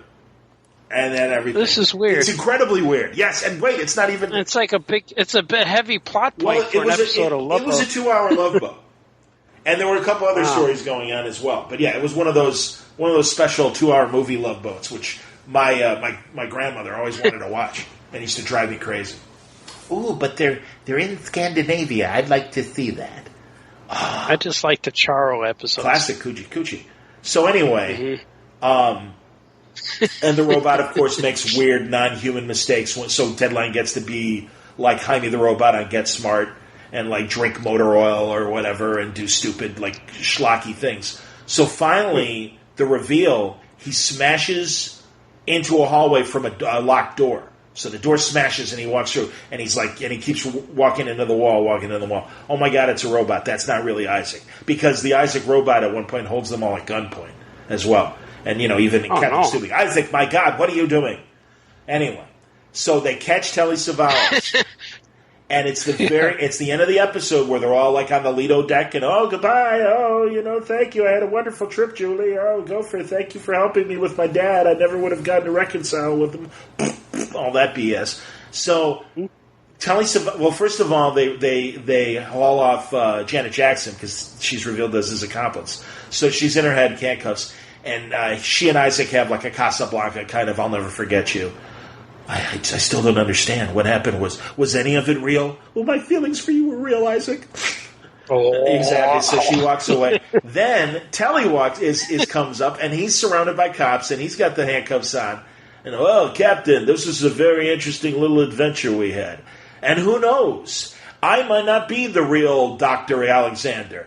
I might be a robot myself. And he walks away, and they play, like, Mysterioso music. Like, okay, this story isn't over. So, like, I'm thinking, like, all right, sequel. Let's bring Telly Savalas and the Killer Robots back. But they never did.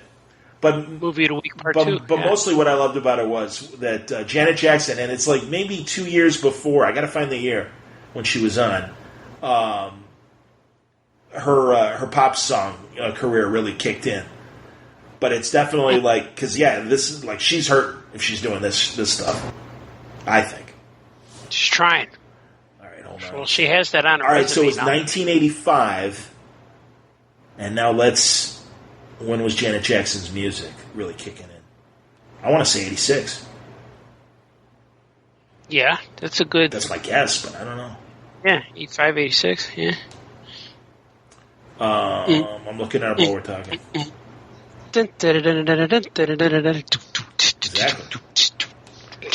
All right, music. We are part of the Rhythm Nation, yeah. Exactly, yeah, what year was Rhythm Nation? Exactly, so here, let's see. High school. Control was 86. Control. I'm all grown up. Dream Street was the second album. Yeah, and no, this was like her, like she's still in Debbie Gibson phase when she made Dream Street in 84. And it was still bubblegum. Yeah, Control is when it all happened. Yep, there it is. Got my So yeah, this is a year before Control. Yeah. Boom. And she blew up. Hard, yes. Michael Jackson's baby sister. Yep. You're like, hey, that's that little girl from Good Times. Exactly. Penny. What was JJ thinking?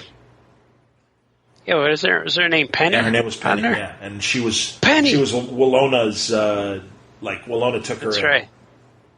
That's right. Good stuff. They always had to add little kids to shows. Oh yeah. And Raven Simone and Rudy. Yeah. Even the cartoons did that to give everyone a son. Oliver. Oh God, there's on Amazon Prime. There's an animated series called Popeye and Son.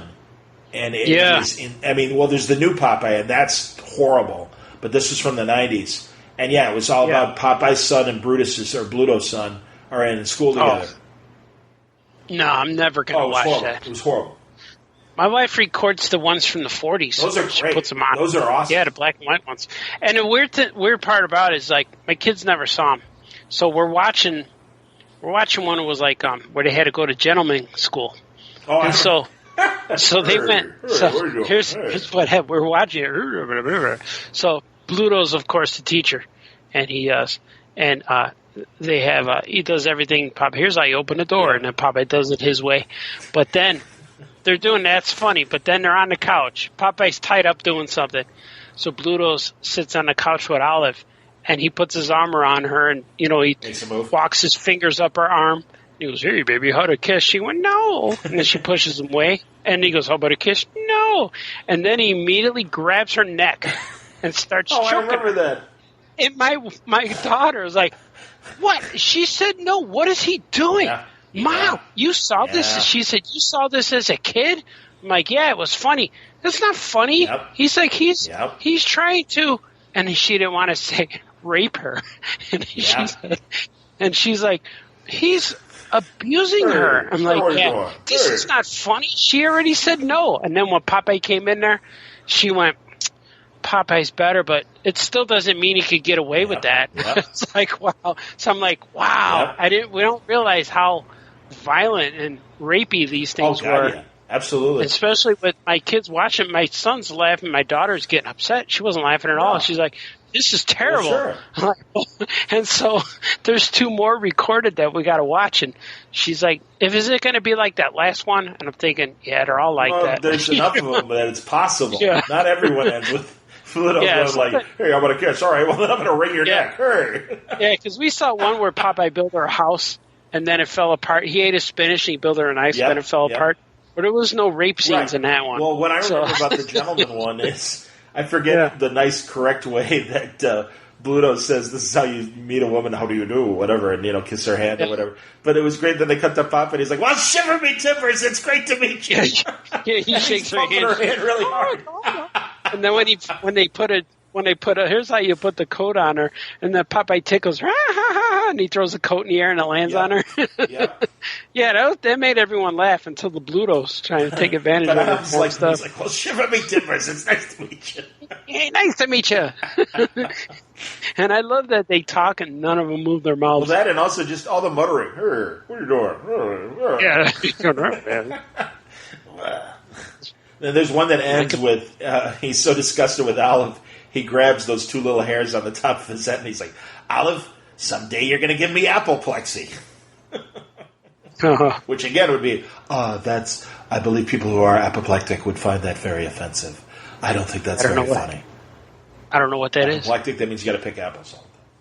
You're having a fit, a seizure. I thought it meant you were bald. You only have 2 hairs left. Someday you're going to give me apoplexy.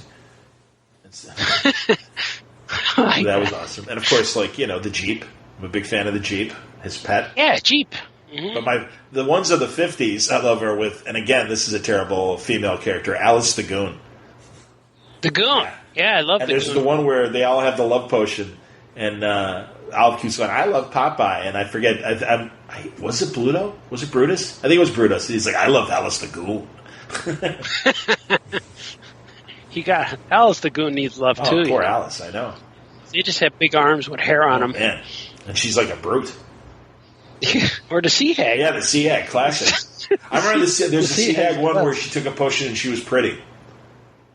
Oh, yeah. I don't remember any other details of that one. But that's a good one. Sea hag wasn't in many cartoons. It was those ones from either the 50s or the 60s.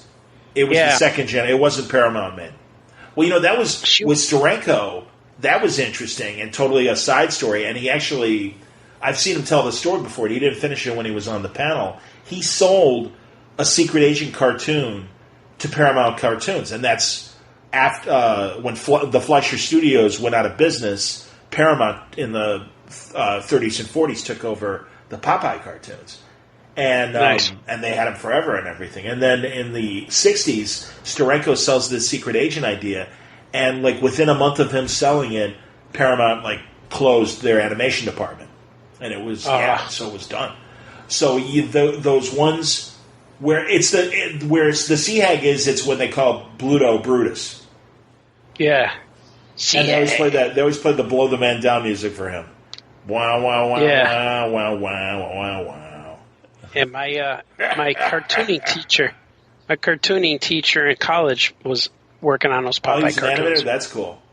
Yeah. That guy who played Brutus, Jackson Beck, he lived into his 90s. He was like June Foray and still doing voices and stuff in his 90s. And was one of the top animation and even just radio announcers and advertising announcers, period.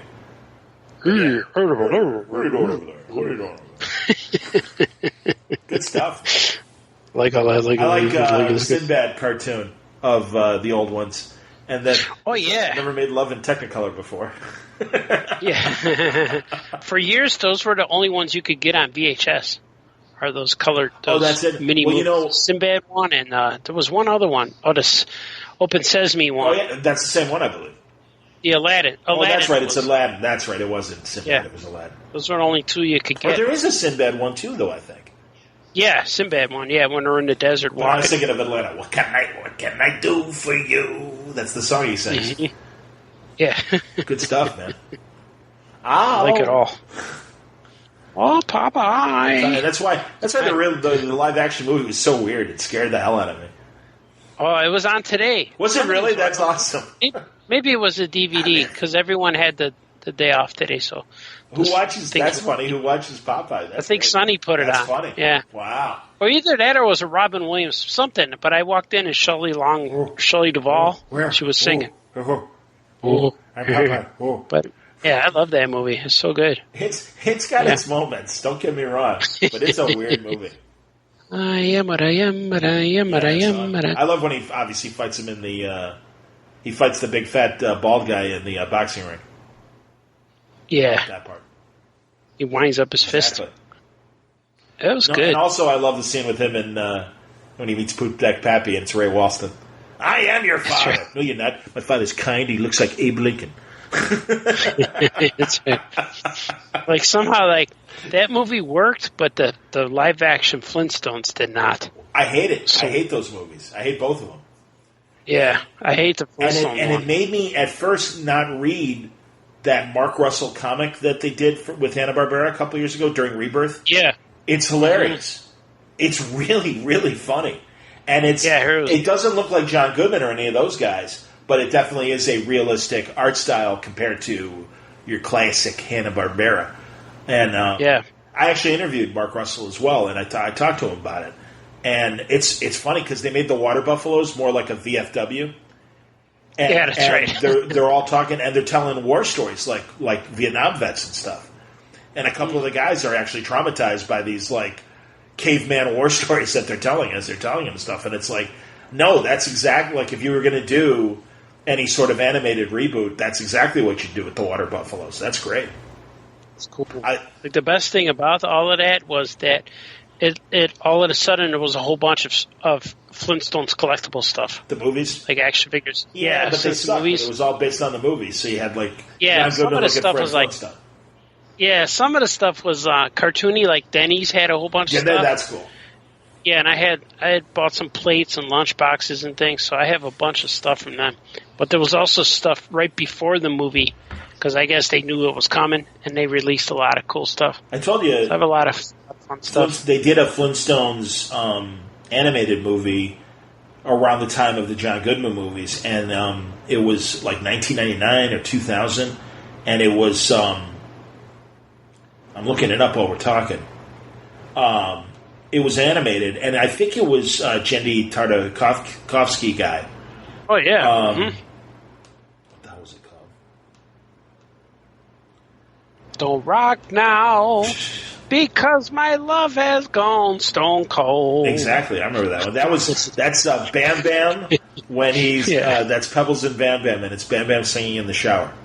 Sure, I think we talked about it on the last That's pod. hilarious. Yeah, you found it. That's right. That's right. Post it up before anyone knew could listen to the pod. I think my story that I was about to tell, I think we talked about it then too, because that's when Fred and Wilma are going to the marriage counselor. And Fred's like, this is what I have to deal with, and he imitates Wilma, and it's Wilma's voice coming out of Fred's body. And she's like, oh yeah, well this is what I have to deal with.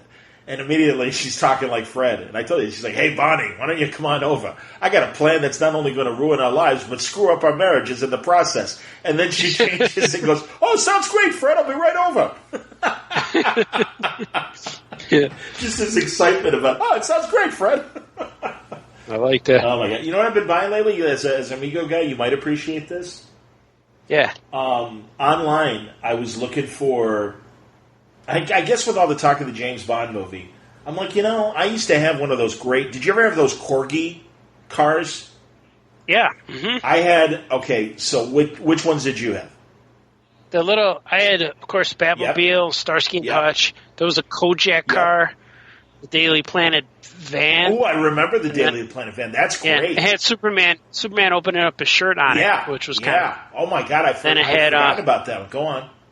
Yeah, and the 007, that little white one with That's 007. Hilarious. Well, guess what? All right, so first I found a Corgi Aston Martin, and it's from GoldenEye, but it's an Aston Martin DB5. I'm like, close enough. I don't need it to be... Because, you try to get the original stuff. That's, hundreds of dollars, if not more. So I'm like, I don't need that. That's okay. So I bought the Corgi of GoldenEye, and it was $40. I'm like, all right, that's cool. And it looks great. It's bigger than Hot Wheels or Matchbox and stuff. But then they had the Corgi Juniors, and I did get the White Lotus from Spy Who Loved Me that also goes underwater and has the wings like for when it's underwater and stuff. Nice. So that, and then from Hot Wheels, I bought a 66 Batmobile, a James Bond Aston Martin, and that's the same size as the James Bond Lotus, so that's cool. And then the other one that I'm really thrilled that I got because, especially with it being the 50th anniversary of the Apollo missions and everything, back when John Glenn went back up in the shuttle in the 90s, and that was a big deal, they made a Hot Wheels special action pack with John Glenn, and it had 3 figures in it. It's got John Glenn in his Mercury original 1960s spacesuit and a Mercury capsule. And it's got John Glenn with the helmet down in his space shuttle astronaut uniform and a full-size space shuttle. And they even have Senator John Glenn action figure in a suit. Not much action. I mostly bought it for Mercury astronaut John Glenn and the Mercury capsule. You could pretend it's Major Matt Mason while you're playing. Exactly. Because as you know, 60s astronauts, and that's why I'm so excited for this Brad Pitt movie. Oh yeah, I saw something about that. Oh my God. Moon buggies and you're shooting ray guns at each other. You had me at a low. Pew, pew. That's cool. Amazing. I'm sorry, and I'll be very interested to see how well that movie does. I'm very excited. I'm more excited about that than I was about Interstellar, or I liked Gravity. Oh, yeah. I thought Gravity was good with Sandra Bullock. Yeah, that was good. George Clooney. I got to see the new Quentin Tarantino with Brad Pitt. Yeah, me too. I haven't seen that yet, but it's on my list. It's on my list too. We should, if you don't have any weeknights free. I was going to say you get a weeknight free and we'll go. Yeah, it's rough. I got to look at the calendar now. Sir. It's all right. But I'll meet you even in Niles if you want. Niles, yeah, that'd be cool. Or even I'd meet you in Rosemont. Oh yeah. Do Movie Co or something like if it's still over there. Do you have a car now, Johnny? Or do you still? do.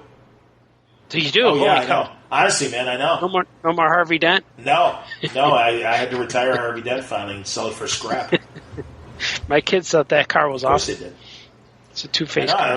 That's why I was proud of myself that I came up with Harvey Dent for it. Harvey Dent. Because I'm going to be at the Blue Box September 28th. The Doctor Who cafe. Yeah, they're doing a 24-hour. I don't know if 24 hours, but it's a podcast marathon. Oh, sure. And I have a time slot for all your podcasts. Nice. So if you're ever around, you could join me, or if not, then depending on when it is, it would be. That's the only thing because I work weekends like I do. Oh, that's right. So that's the only tough thing. That's funny. I wonder if they'll promote it to like this has never been done before because a couple of years ago, comic book guys were like, "This has never been done before," and I'm like, "Really?" Back in 2006, we did it. It was us. It was me and the Around Comics guys that used to do it at Middle-Aged Thor's comic store. And Seeley and Norton and Chris Crankcast was on there. And Scotty Young was on it. And Scotty Young's wife, Casey, sang. She sang a bunch of acoustic songs. And Seeley interviewed a real horror film director that's based in Chicago. And that we gave him 1 hour and stuff, and we played trivia for 1 hour, and we watched one of the bad movies, Blood Rain. I think we watched Blood Rain 2, and we did a commentary for Blood Rain 2. But yeah, it was fun. No, we came up with all these different, and I had Bendis hello. I 3 in the morning. I had Bendis call in and stuff, and we talked to Brian. Oh, that's cool. Yeah, and McKeever was on the phone somewhere, and it was great because when Norton would do here's a Mike Norton moment. And now, when he would do the interviews, he would never know how to end it. Well, that's about all the questions I've got, so I'm going to hang up now. I gotta go. And that's how he did. It was just always this awkward wrap up, and me and the other podcast hosts we would all be there and just start laughing.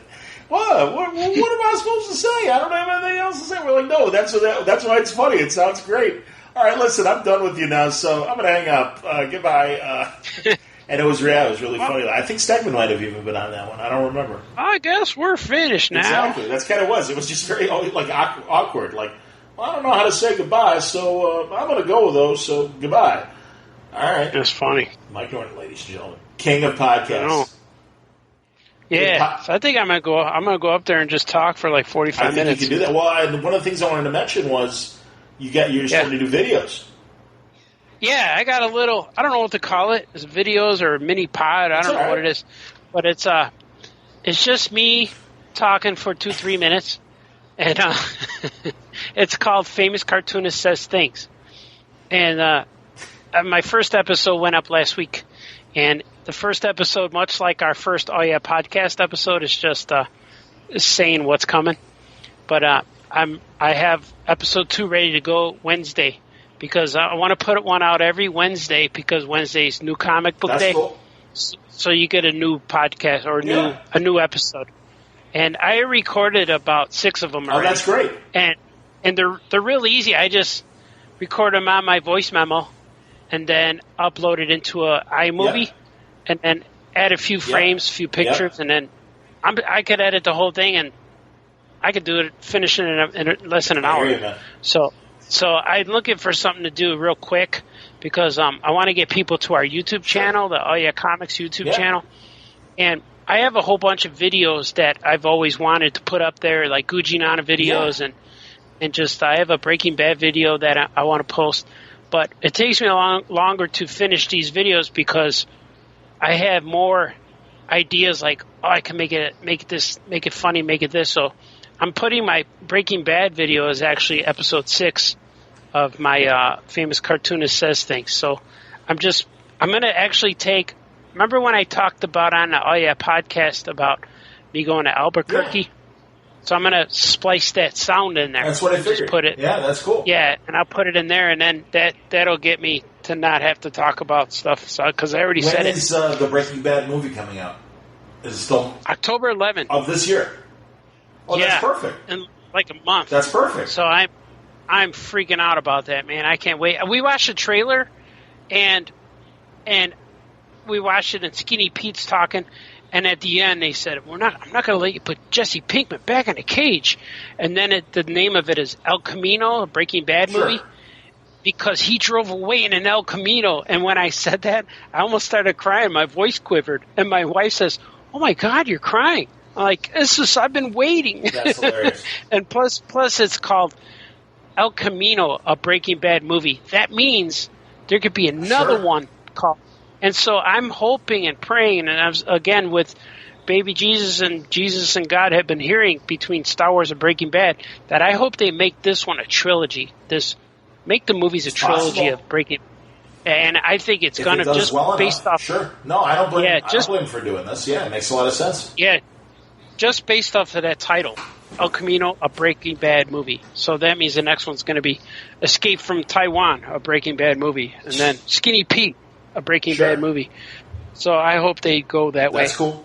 But yeah, I got this little video pod thing, mini pods, and famous cartoonist says things, and all I do is say things for 3 minutes, and I talk about anything. I know you. I heard the first episode. I saw it.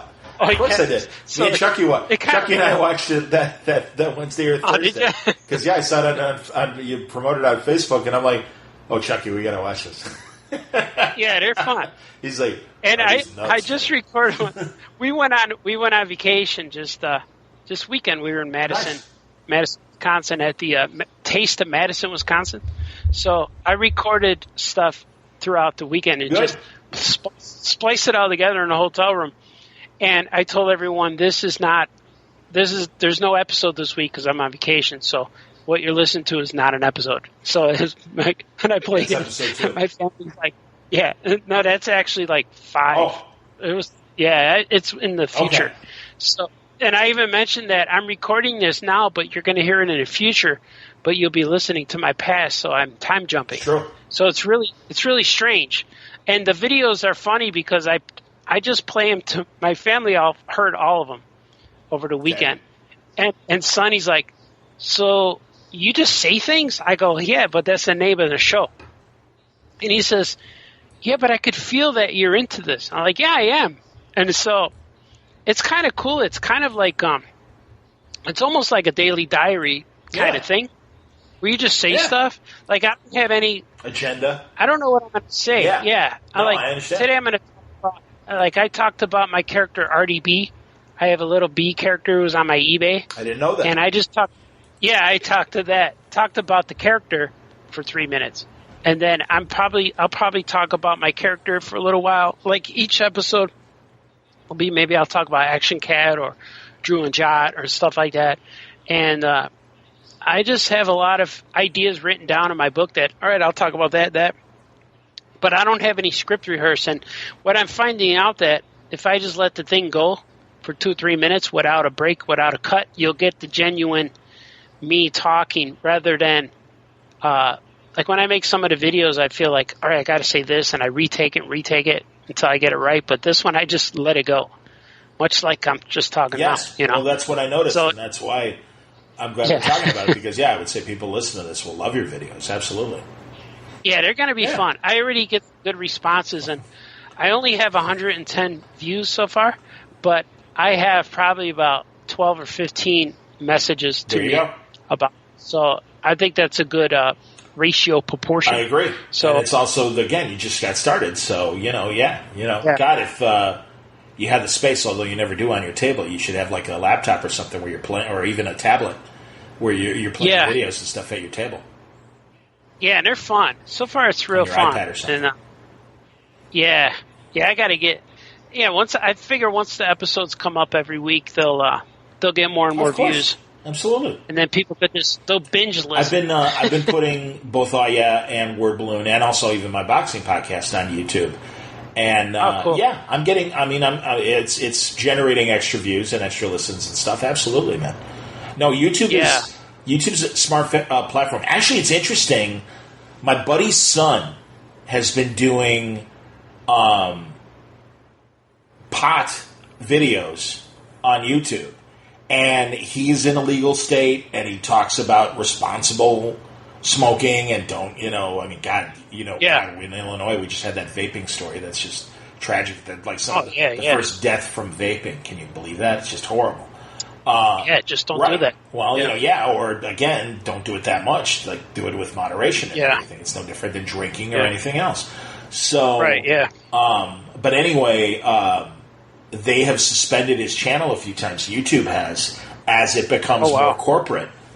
and they're starting to get, complaints from, family, groups. And you have to, it's not like you could just any of your kids could jump on. You've got to prove that you're, 18 to watch it. But also, that's not foolproof, and people still know ways to get around that crap. Yeah. And but it's very interesting because it was those kinds of videos that were part of the whole YouTube revolution. But now as it gets more and more corporate, they're getting a little more stricter in terms of what they let individuals do and what they don't do and things like that.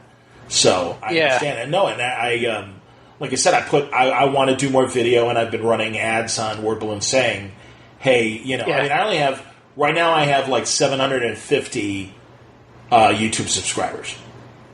Oh, so, yeah. We have about 650 or 640 or something. And and, I want to get over at least 1,000, and I obviously want to grow the audience, because also I know that guy that I was telling you about, the guy who directed Free Enterprise, Rob Burnett. I like his YouTube show.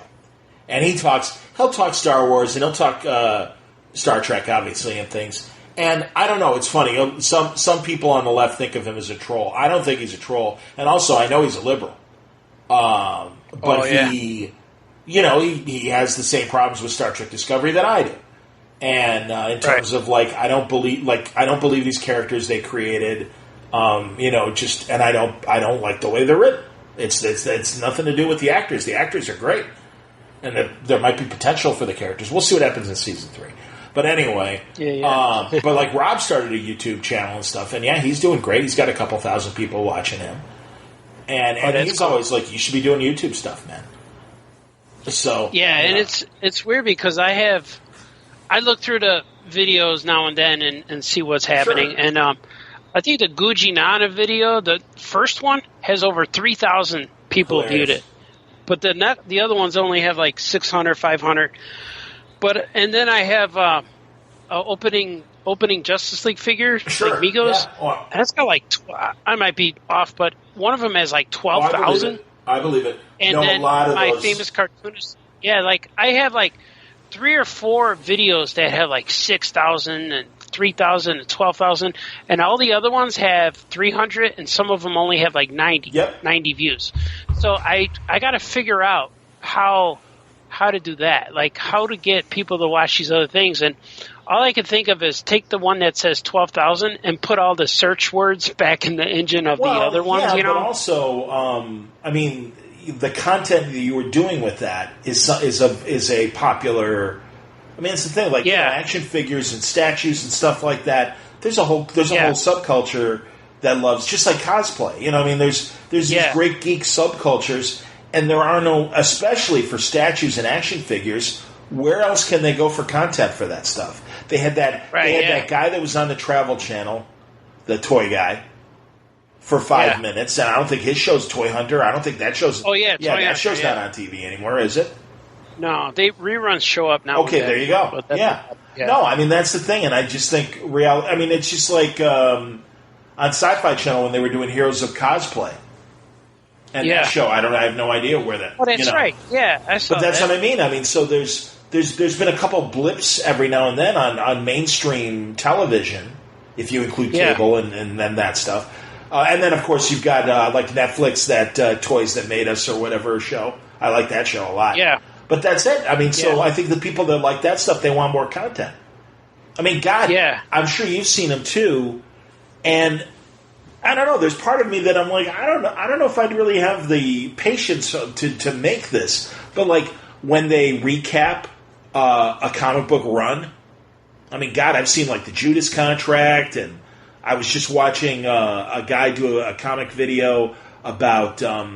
The Smallville tie-in comic book, season 11, that they did in comics and stuff, and I just watched that, and that guy's got 50,000 downloads or whatever, and it's funny because Meltzer and Brad and I used to talk about this, and it's no, those are the things that I think kids like, and B, collectors want to see that stuff. So honestly, I'd lean into the Migos. Do what you want, and I absolutely think. Yeah. The random thoughts thing is really funny, and that do whatever you're comfortable doing. But if you want to build an audience, I would say your Migos and statue stuff and thing, or unboxing. Even if you get stuff, if they make new Tiny Titan shit, and it's your stuff.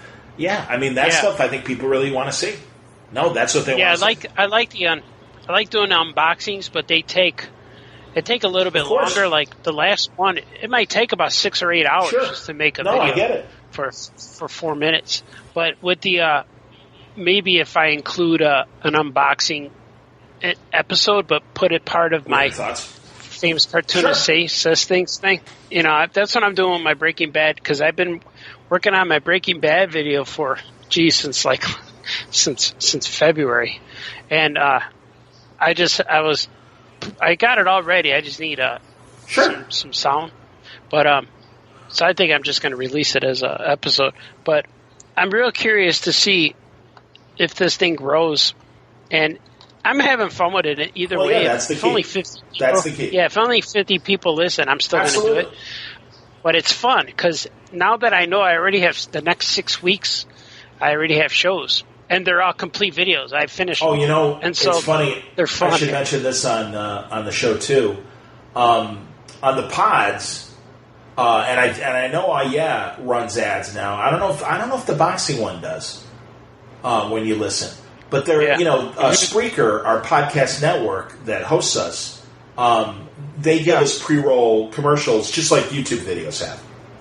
But they're shorter. They're all like no more than 30 seconds, and most are even 15 seconds or whatever. And there's usually like 3 that run at the beginning of the show. And I realized, do you realize that the when I would just play the show, a minute into the show, it would get interrupted for one more commercial. And I've been having trouble moving the edit bar to reposition that third commercial. And finally I just gave up. And on Word Balloon, I run a 60-second just me at the beginning of the show. And, hey, listen, I'm about to do the show, but do me a favor, because I could see on the statistics for downloads for the pod who's listening to commercials and who isn't listening to commercials. Oh, cool. And who's fast forwarding. How many people, not specifically who, but how many people are fast forwarding through the commercials. Right. And for the most part, my show was getting like 80%, 75% of people listening to the commercials. Well, then for like a week or two, it was down to the 50s. So I'm like, all right. So I made this 60-second plea at the beginning of the show, and it's perfect. So 2 commercials run, and then this plea comes on. And it's kind of like, I know times are tough. Times are tough, yeah. No, I'm not as maudlin as I used to be with that stuff. But I'm like, hey, it's Word Balloon. I'm like, listen, do me a favor.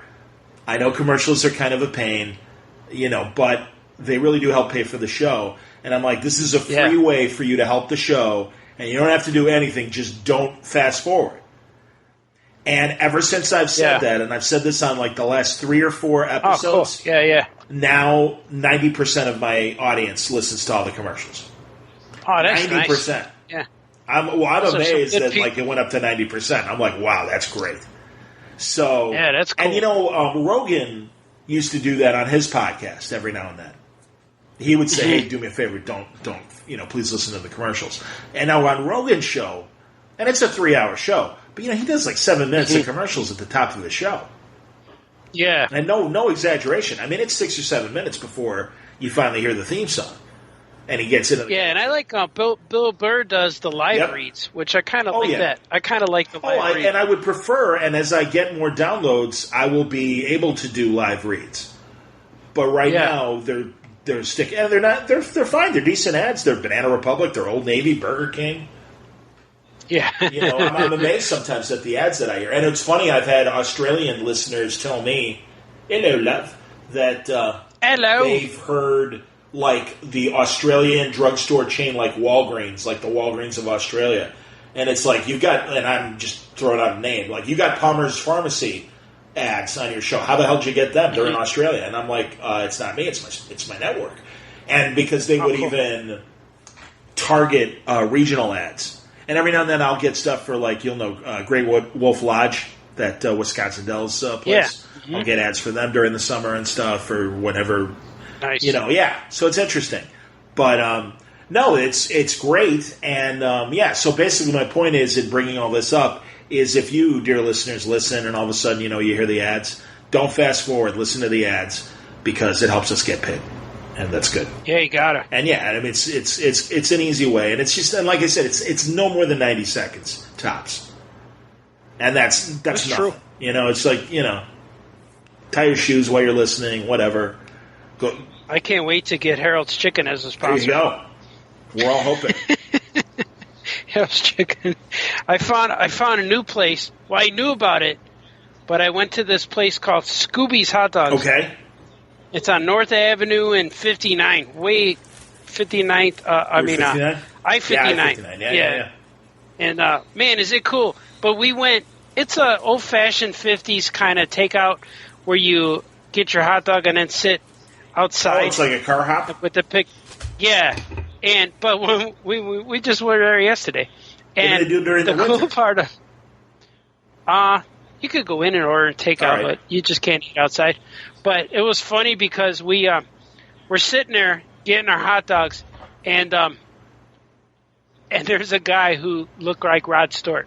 All right, so he's dressed like Rod Stewart. He had the hair, and he had the he had two guys. Did he have like an 80s or a 90s mullet, kind of big hair? He had the hair, Rod Stewart's Hilarious. hair, all of it. And I'm not sure if it was real or a wig.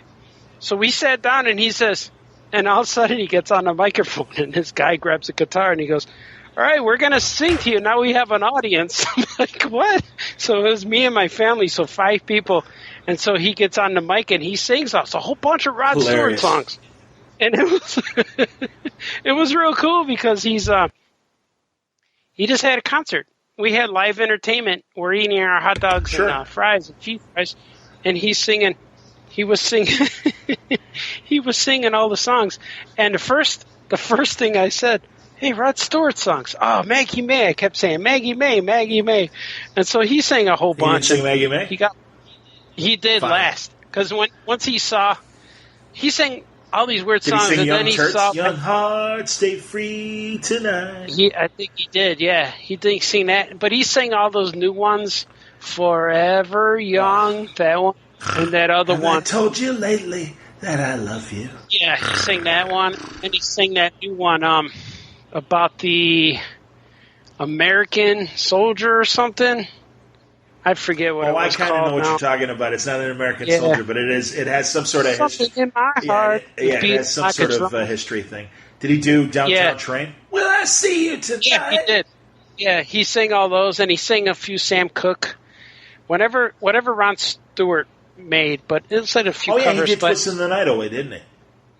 Yeah, said a few things, but they were good. That'd be fun. That would be fun. He did his best, all right. and we were real happy. That's hilarious. And so once my kids were done eating, they wanted to go behind the place. There was a jumping jack or like a big trampoline and stuff for the kids. So once they got up and they realized it was just me and my wife sitting there now, and then he goes, "Okay, let's wrap up the show with a special request. You all know it and love it," and it's Maggie May. Ding, ding, ding, ding, ding, ding, ding, ding, ding, ding, ding. So we all sang it, and it was cool. That's funny. But I got it. Remember, I sent you the photo yesterday. Remember I texted you guys the photo? Yeah, I know what that was of. I was confused by it. Yeah, that was him. Yes, it confused me. That was a Rod Stewart. He had a Rolling Stones T-shirt, and he had pants that had flowers on them, jeans, like patches. Sure. But that was him. That's was a Rod Stewart guy's from Scooby's Hot Dogs. Downtown in the city, in Chicago, we had a street performer, and it was a woman, and she would do Tina Turner, and she had a Tina Turner wig, and she was good. And she sang What's Love Got to Do with It, and Simply the Best, and other things. And I remember it was like one of the earliest warm weather days in Chicago. It was like February, and it was like dry and 70 degrees. And I'm like, wow. I go, everyone's being fooled by the early spring weather, even this Tina Turner lookalike. And yeah, she was great. She was very funny. And then I remember too, last year when I was in New York, it was when Bennis and I left together, and we had a very hilarious walk from the show. I remember. Penn Station. That's where we separated. Was at Penn Station, and I went downstairs. And Penn Station in New York is an incredible subway and mass transit station, and there literally is like an underground mall that has a huge bookstore, not just one of those BS little stands or something like that. I mean, like every kind of store, great electronics store, great music stores, unbelievable. And in the middle, there was a busker, a street musician. And I'm trying to remember what he was playing. He had an electric guitar, and he was playing some great 80s, like, rock. I think he did Bad to the Bone and did a really good job on it and stuff. And really, his guitar sounded great, and he sounded good. No, it's cool. No, I love when that stuff happens. I think that's great. Yeah, I like it. I used to... Because we went there, and I've been trying to get my family to Scooby's for a long time because I just love that. The place, ambiance, the atmosphere, yes. The food is good. It feels like you're eating real good Chicago hot dogs. That's cool. And there's one. Yeah, there's one good, in Roselle that's by you that I like. Firehouse Dogs. I think they're good. Oh yeah, I know Chucky that too. and I go there. We always go there. I like Chucky. Yeah. I visited. I already. I'm telling you, I gotta like. It is always. Sometimes it's such a drop of a hat day, like weekday. Because now that I work weekends, overnights, we don't like hang out and walk like I used to with them, and especially when I was doing the overnights all the time. I was like, all right, that I can handle. I could get together with them at like 7 in the morning. Like that was our evening because we were both working until like 6 in the morning or whatever. Maybe let's go walk around. It was great. No, man, we walked down to Belmont. We'd go to the lake and all the shops and everything that are on Belmont. It was fantastic. Well, anyway, so now I visit him during the week and I go by him, and he lives right near you. In Roselle. That's right, yeah, not too far. And so we went to Firehouse Dogs. I love that place. I love Pilot Pete's by the airport. You know that place? Oh, yeah. I love that place. I love that place. I saw it. It's good. It's and also there's an Omega restaurant that's a Greek, just like family, regular family restaurant and everything. But they have one of those as well in Niles, right by Gulf Road. Yeah.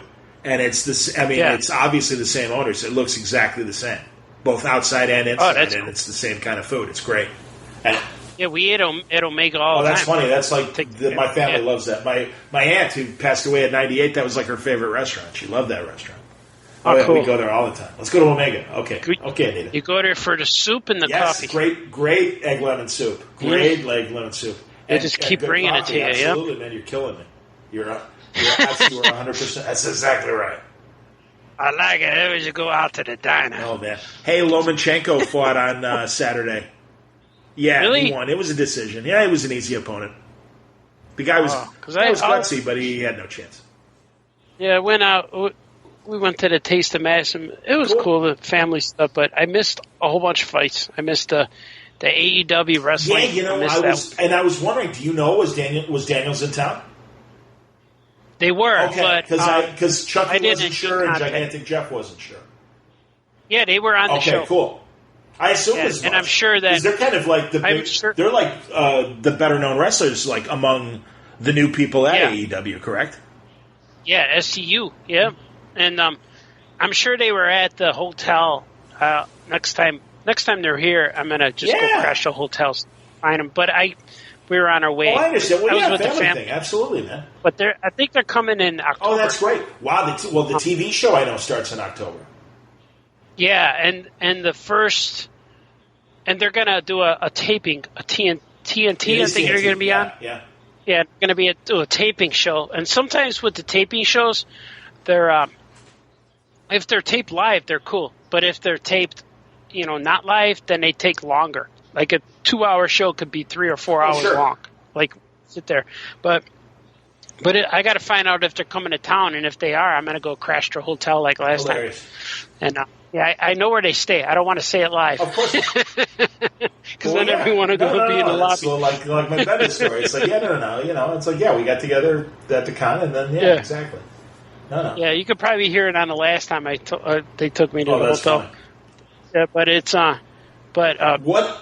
I wanted to see them so bad. What, okay, yeah, right by you. They wrestled at the center. Yeah, it's only like 2 miles from my house. Yeah, that's crazy. And so, and on the way back, I saw on the marquee said they were coming in October. But I went to buy tickets yesterday, and I think they might be sold out because I couldn't log in. And usually, if you can't log in, it means they're sold out. So that's possible. Yeah. Once I just got to try to call the number. Sure. Maybe it'll work. Good luck. But yeah, I'm a big fan of I've seen them, but like we used to go see the wrestling, our Ring of Honor, and all the guys were there.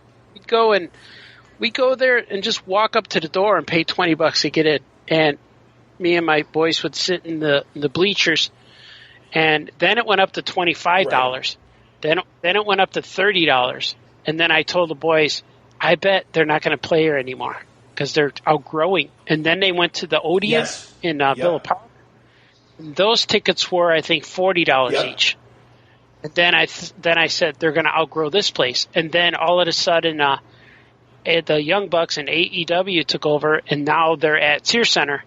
And the other shows are still playing at those places, but I don't know any of the guys anymore. Well, I know some of them, but we just haven't been interested. I don't know. It's just kind of we kind of graduated with the guys we know, but now I can't go because ticket price is expensive. Tickets are more expensive and they sell out right away. That's what Chucky was telling me. Chucky was like, he said all the premium seats were the only ones left, and he's like, I'm not spending $200 on a ticket or $150 on a ticket. He's like, no way. So it'd be easier if you spend $150 if it's just you, but when I got to bring everyone, it's absolutely, like my God, no. And it's different if you go with all your buddies and everybody pays $100 each. That's different, but it's harder because like if you want to buy a ticket, you got to be there right when they go on sale. If you miss it by 15 minutes, they're going to be sold out. It's like San Diego or whatever. Yeah, so I might still go. I could probably still go to the Ring of Honor shows because they come every May. They're in Chicago Ridge, so maybe I'll try that next time. Ring of Honor still exists. I assumed they went under, and this AEW was kind of filling the void, but I guess not. No, they're still there, but the guys in AEW used to be in Ring of Honor, right? And so Ring of Honor still has their guys, and they have a lot of their guys. Okay. But all the good ones, like Young Bucks and Daniels and Kazarian and all these guys went over there. Yeah, that's what I assumed. That's kind of what I figured. So, I wasn't sure if... Yeah, they broke up. The Bullet Club kind of broke up because it started at Ring of Honor. And the Young Bucks took over and Cody Rhodes were the Bullet Club. And now there's kind of no Bullet Club right now. There's still the guys, but they don't call themselves the Bullet Club. Yeah, it's kind of like NWO with Hulk Hogan. But and Bullet Club has to do with, I forgot how the origins was, but the guy's name was Gunn or something. I forgot. Someone will listen to this. You're wrong, Arnie. It's this. but just say like Billy Gunn. Peter Cushing maybe started the Bullet Club, I believe, back in. Yeah, Billy Cushing and Billy Gunn, and that's why they call it Bullet Club because they're his bullets, Gunn's bullets. I get it. I believe it. I made the leap with you. Yes, go on. Yeah. I believe. Yeah. I see. So therefore, they are derivative of his said gun. Therefore, they are. Hey, look! It's. Oh my God! It's Dan Slott. Oh yeah, I remember that. I am. You're making Dan Slott sound like Gigantic Jeff. That's funny. I am Dan Slott. I am. I'm gonna tell him and see if he wants to join us. Oh, is he on? Yeah. Is he here? If we want to have a special guest call in with Dan Slott, the writer of Spider-Man: Age of Ultron. Right? Yeah. Hold on. Yes, I'm telling him I'm actually casually potting with Art Baltazar. If you'd like to join us, you might say yes. He might. Sometimes when Dan's lonely, he calls and we just talk nerd shit for a while. Or if he's like writer's block or whatever, just to like relax him and stuff. He's like, okay, so Star Trek. And I'm like, what's up? All right, here. I'm actually casually potting if you'd like to join us. This could be a segment of He's joined us before. Yeah, I know, yeah. I don't know if we were ever on air with him, but I know we talked. But I don't know if we recorded it. You know? Or two. I'm an idiot. Yeah! We should get Gigantic Jeff on here. He's still got Gigantic, right? He's not I screwed up my work shifts and I was off Saturday night. And I called him. He said, "That's funny. I was going to call you, but I figured you were working." Oh yeah, you went out with him. He came over. We were gonna. I'm like, "Do you want to see?" Because I still haven't seen Far From Home. He's like, "Yeah, no." And he's like, "I should be working." That's good. Oh, yeah. I did it. The fans are in for a treat right now. Yeah, I'm sorry, folks. I'm just trying to make sure that he can join us. Because I love when Dan comes on. Dance like, yeah. I said, but you can relax and then work. Oh, he's working now? Like I said, this is when he calls. And he's just like, who's on Skype? I don't want to work right now. Let me bullshit with somebody. This is when all artists he's smiling and usually shine. Out, but I got to ask, is that a yes? This is usually when artists shine right now because the energy of the day is low. And now the energy is yours to consume. It's out there for you to embrace. And you no longer have to set your alarm clock. God, we've been talking a while. We've been talking over 2 hours. Oh, really? Yeah, it feels like it. 2:17. I refilled my drink twice. That's hilarious. You may have heard it on here. I didn't, but that's all right. Are you carrying your phone with you good. and walking around? No, I have headphones, Skype headphones. Okay. So I've been sitting at my computer screen. Dance live. I was drawing, but then I stopped because I want to give you all my attention. Usually when Scoot and Franco are on here, I could draw because I don't have to, we take turns. We tag team. And I could just listen sometimes. But I gave you my full attention. I stopped working. I'm working on Archimaniacs. Oh, nice. I didn't know if that was announced. I did want to ask what was going on with Archimaniacs. Yeah, I got Archimaniacs. I drew 8 pages penciled today. Trying to get this thing because I'm falling behind faster and faster. But I finished Drew and Jot #1, and that book comes out in November. And I might have a signing at Anderson Bookstore in November in Niles. I think it's Niles Naperville. It's in Naperville. And Gilbert should be out by Halloween. Gilbert issue 2. And Powers in Action #3 and 4 should be out soon. So I'm doing a lot of things. And I'm working on another novel called Big Alien Moon Crush, and that one should be out, I don't know when now because I'm falling behind on everything. And eventually, I want to clear up this schedule so bad, man. One thing is so weird that one thing I really want to do creatively is just make stuff for Comixology. But I know that's not a smart way because 7 people buy my books on there. No. And I mean, you're right. It's not as tested as physical books in the stores. Yeah. I can't pay my bills that way. But creatively, man, I'm so happy. And I just have to have a new book consistently on there to make any money. Like, if I release a book and it's a hit, I might sell about 50 copies. And that's like $50 for me. Is it ever physical or is it always a digital book? Always digital. It will never be a physical book. It will. Like, I have this strange relation. Well, strange, but kind of cool relationship. Where it's exclusive Comixology for a while? I'm sorry to ask. Go ahead. No, I put everything I do on Comixology, and I have a relationship with Action Lab, which anytime I want to release something with them, they're kind of like co-publishing with me.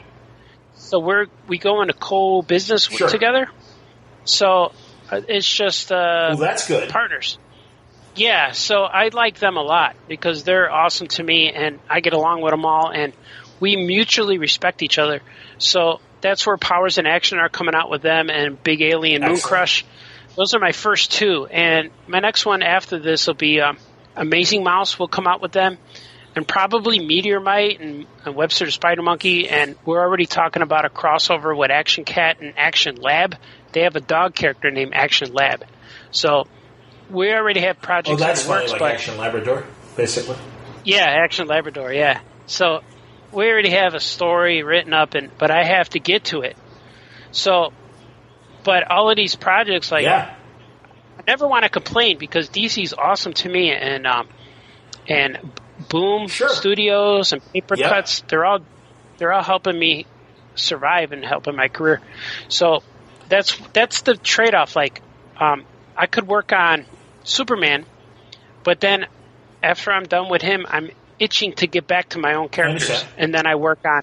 But Drew and Jot is my own guy, and Gilbert, and those are awesome right now. And Drew and Jot is Drew and Jot is real special. What's that about? I don't know about that. I know about Gilbert, of course. Oh, yeah, Drew and Jot is a character named Drew because he's drawn in the sketchbook, and he's drawn by a boy named Andrew. So Andrew Drew. So he's a character who's drawn in crayon and marker, and his dog Jot. And there's superheroes in this boy's sketchbook.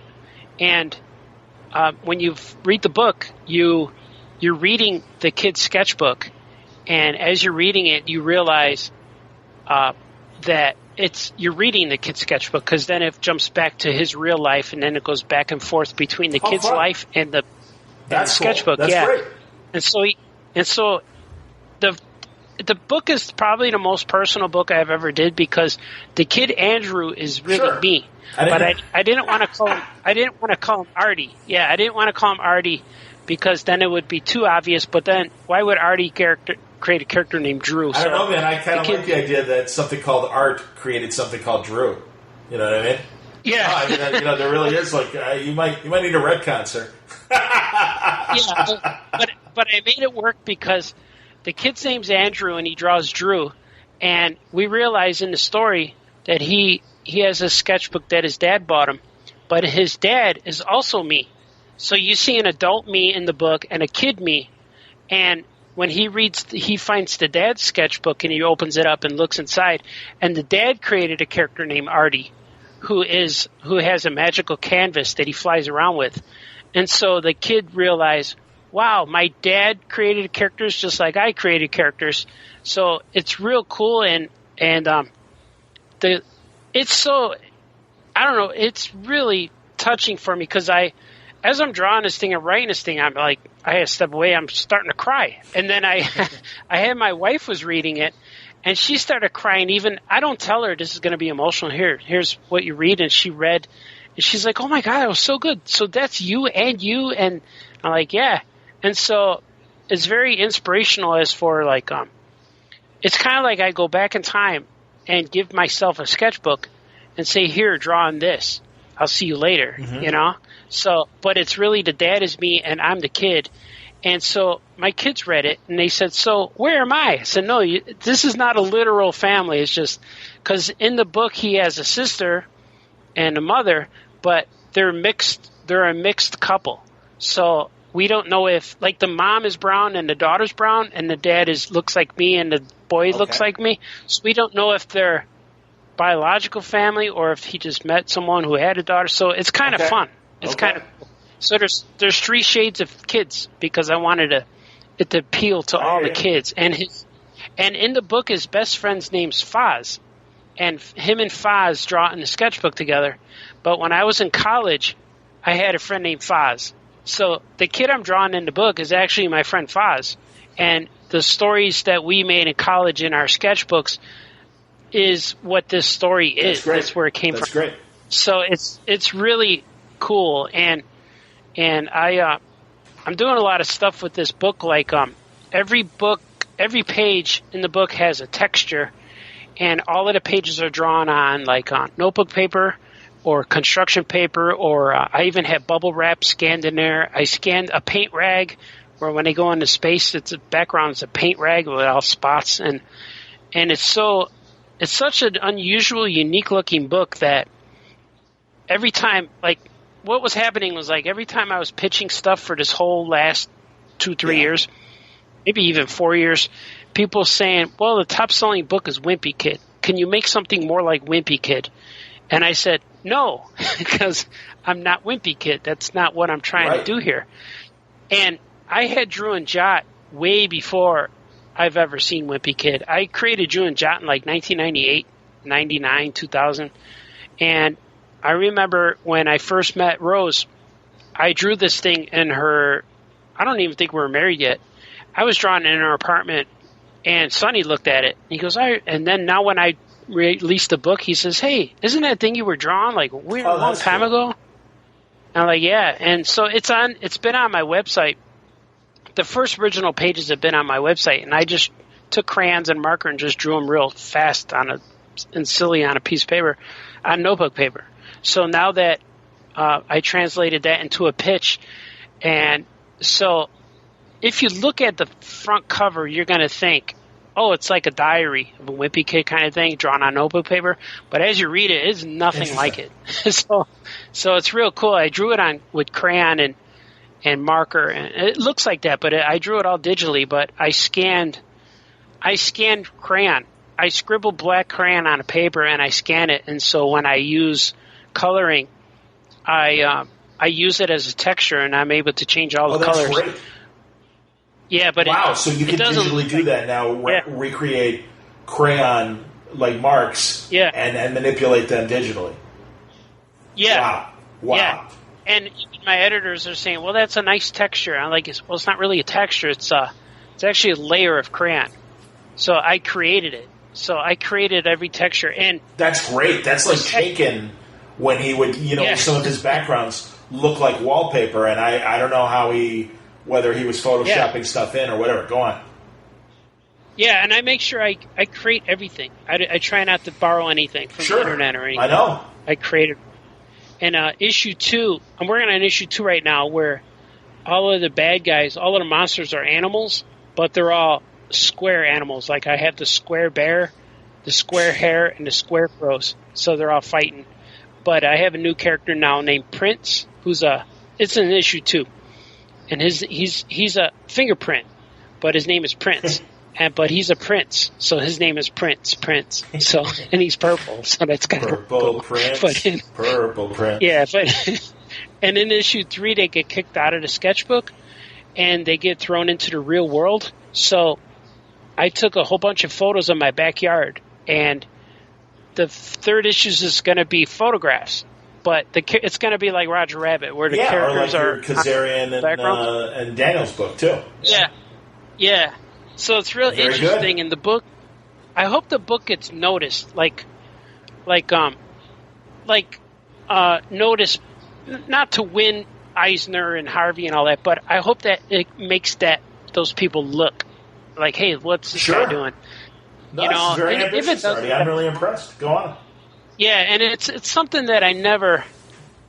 It's something that I never thought I would get into this as much. But it's so fun. It's different than just drawing a cartoon book, because I'm drawing it, but it's so weird because I could draw like 30 pages in a week, and because it's drawn so loosely, and then I just drop in colors, and it's so much fun. No, that's great, Artie, honestly. And is this the Boom book? Yeah. And I got a little bit behind because I was trying to finish Superman and other things. So I was supposed to start the book in November, but I started it in March. And I finished it like June 1st. So I drew like 200 pages in like a... Is it going to be a series or a graphic novel? Or it's going to be 3 200-page books. So each book's 200 pages. Yeah, there's 3 of them. And I think they come out once... I think I'm not sure if it's one a year. And is it Boom Kids or is it Arcada? Which imprint of Boom is it? Is it Boom Kids? Probably Boom Kids. I think it might be Kaboom. Oh yeah, sure. But yes. As far as I know, it's just Boom Studios. I'm not sure if it's part of a new wave. Arcadia, and I forget how to say it. Shame on me. That was that was an independent that Boom bought and kind of made their Vertigo, basically, or their Archaea. That's right. Thank you. Yeah. Shame on me, man. I used to have Archaea. Right. Well, no, I feel I'm embarrassed because I used to have Steve from Archaea and also what's his face? God, he adapted Jim Henson's story for Archaea. I can't think of his name. Great Canadian. Oh, it is Archaea because. Oh, are you doing it through? I was going to say because that's kind of their boutique. My Fraggle Rock stuff came out with Archaea and Boom. That's great. That's great. I'm not sure. I think this Drew and Jot is just Kaboom. Boom Studios. I think it's just as Boom Boom Studios, and that's fine. I mean, hey, no, listen. I love Ross. I love Philip. The Boom guys are good guys. Yeah. I've been a Ross fan from day one of Boom. When they were doing all their crazy, like they were doing pirate comics. They tried every genre, and they had a superhero book, and it was Giffen and DeMatteis, and I want to say Kevin McGuire drawing it, but Planetary Brigade was what it was called. But like they let Keith Giffen go nuts with a ton of concepts. Great stuff, really interesting stuff. And yeah, I've always liked Boom. I always thought Boom was cool. And it's cool because I don't know if they have other books. If this is supporting a line, I just don't know what their plan is. But for the last few years, I've been pitching. Drew and Jot has been part of what I was pitching to other publishers. Everyone said, or no one said it, but they passed. A lot of people passed, and like I pitched it to Paper Cuts, but they liked Gilbert, so it wasn't a rejection. It was just like they always pick something else. And I had stuff at Lionforge for a little bit, but then they're with Oni, so my stuff got lost. So I think all the people I pitched to too are gone. Sure. So I think my pitches are no longer there, So, but with Boom and Paper Cuts, it was so cool that they opened the door for this creative, creator-owned stuff. And it's so different. And I'm working on Archimaniacs. I finished Superman, and we got other stuff at DC being pitched or waiting to get greenlit. And that's exciting, but I can't wait to work on the next Drew, and the next Gilbert. And that stuff's much more exciting for me. Even though the DC stuff gets wide mainstream and Hollywood Reporter kind of coverage, but it's hopefully it'll all help me. I'm sure it will, Artie. I mean, honestly, this is what reminds me of Rick Remender a few years ago, Bendis 15 years ago, actually even longer, 20 years ago, where they were doing their creator-owned stuff, and they were also, breaking into Marvel. I mean, Marvel are my main examples of these guys. Fraction is another guy like that. And no, I as you've seen, I see the evidence at every convention that I sit with you guys. No, your DC stuff gets people in the door, metaphorically. But when they're at your table and stuff, it's like, oh, well, I already like this stuff, and Gilbert's cute. That's a fun concept, and it's little underwater creatures all having fun, and it's like but it's got the same sensibilities as Tiny Titans. But that said, it sounds like Drew and Jot is a leap forward for you creatively and thinking about things in a different way than your standard humor books. Yeah, and it's real different. I can't wait to have it. I'm looking forward to seeing it. It's only November. Yeah, November's coming, and the world will see it. I don't know exactly what day in November. Are you going to so you won't preview it at all at New York? Are you going to do any sort of panel with it or anything? Maybe. I got some stuff lined up. They've been reaching out for media and stuff. So I'll be doing that, and I'm going to be doing some school visits. Great. Even probably better. Earlier in the year. Yeah, so we'll see. I don't know, is LA back in Chicago this year? It's coming up that it'll come back to Chicago. I forget when. Yeah, there's one. It's either ALA or BEA, one of those. Yeah, I think it is ALA as well next summer. And I hope so, man. Yeah. I like. Well, honestly, Artie, that's where Captain Underpants and all that stuff kind of made its mark. And that's where I think how I got these book deals going on because, and like I said before, several pods ago, like I'm not doing any monthly books, but just with Action Lab. But those are my own guys. But like the big publishers are concentrating more straight to graphic novel. Yeah, like Marvel has rights to the Star Wars stuff, but the Star Wars Kids stuff they give to IDW. Yeah. Yeah, right. Yeah. And then eventually they collect the monthlies and put them out. Hey, but it's cool. No, honestly, and if you want to talk more about this is great. And honestly, I have a feeling this is going to be part of a word balloon. This portion of the podcast. But no, also while I'm talking to you and we're talking about humor books and stuff, I never heard like you on any of our pods and everything talking about Mad Magazine going away, and if Mad was an influence on you in your earlier career, or even just as a reader. I used to like Cracked or any of those. Drake, the guy who would draw the Don Martin. How come I get Don Martin? Yeah. Who would draw the characters with the bent feet. The flapping feet.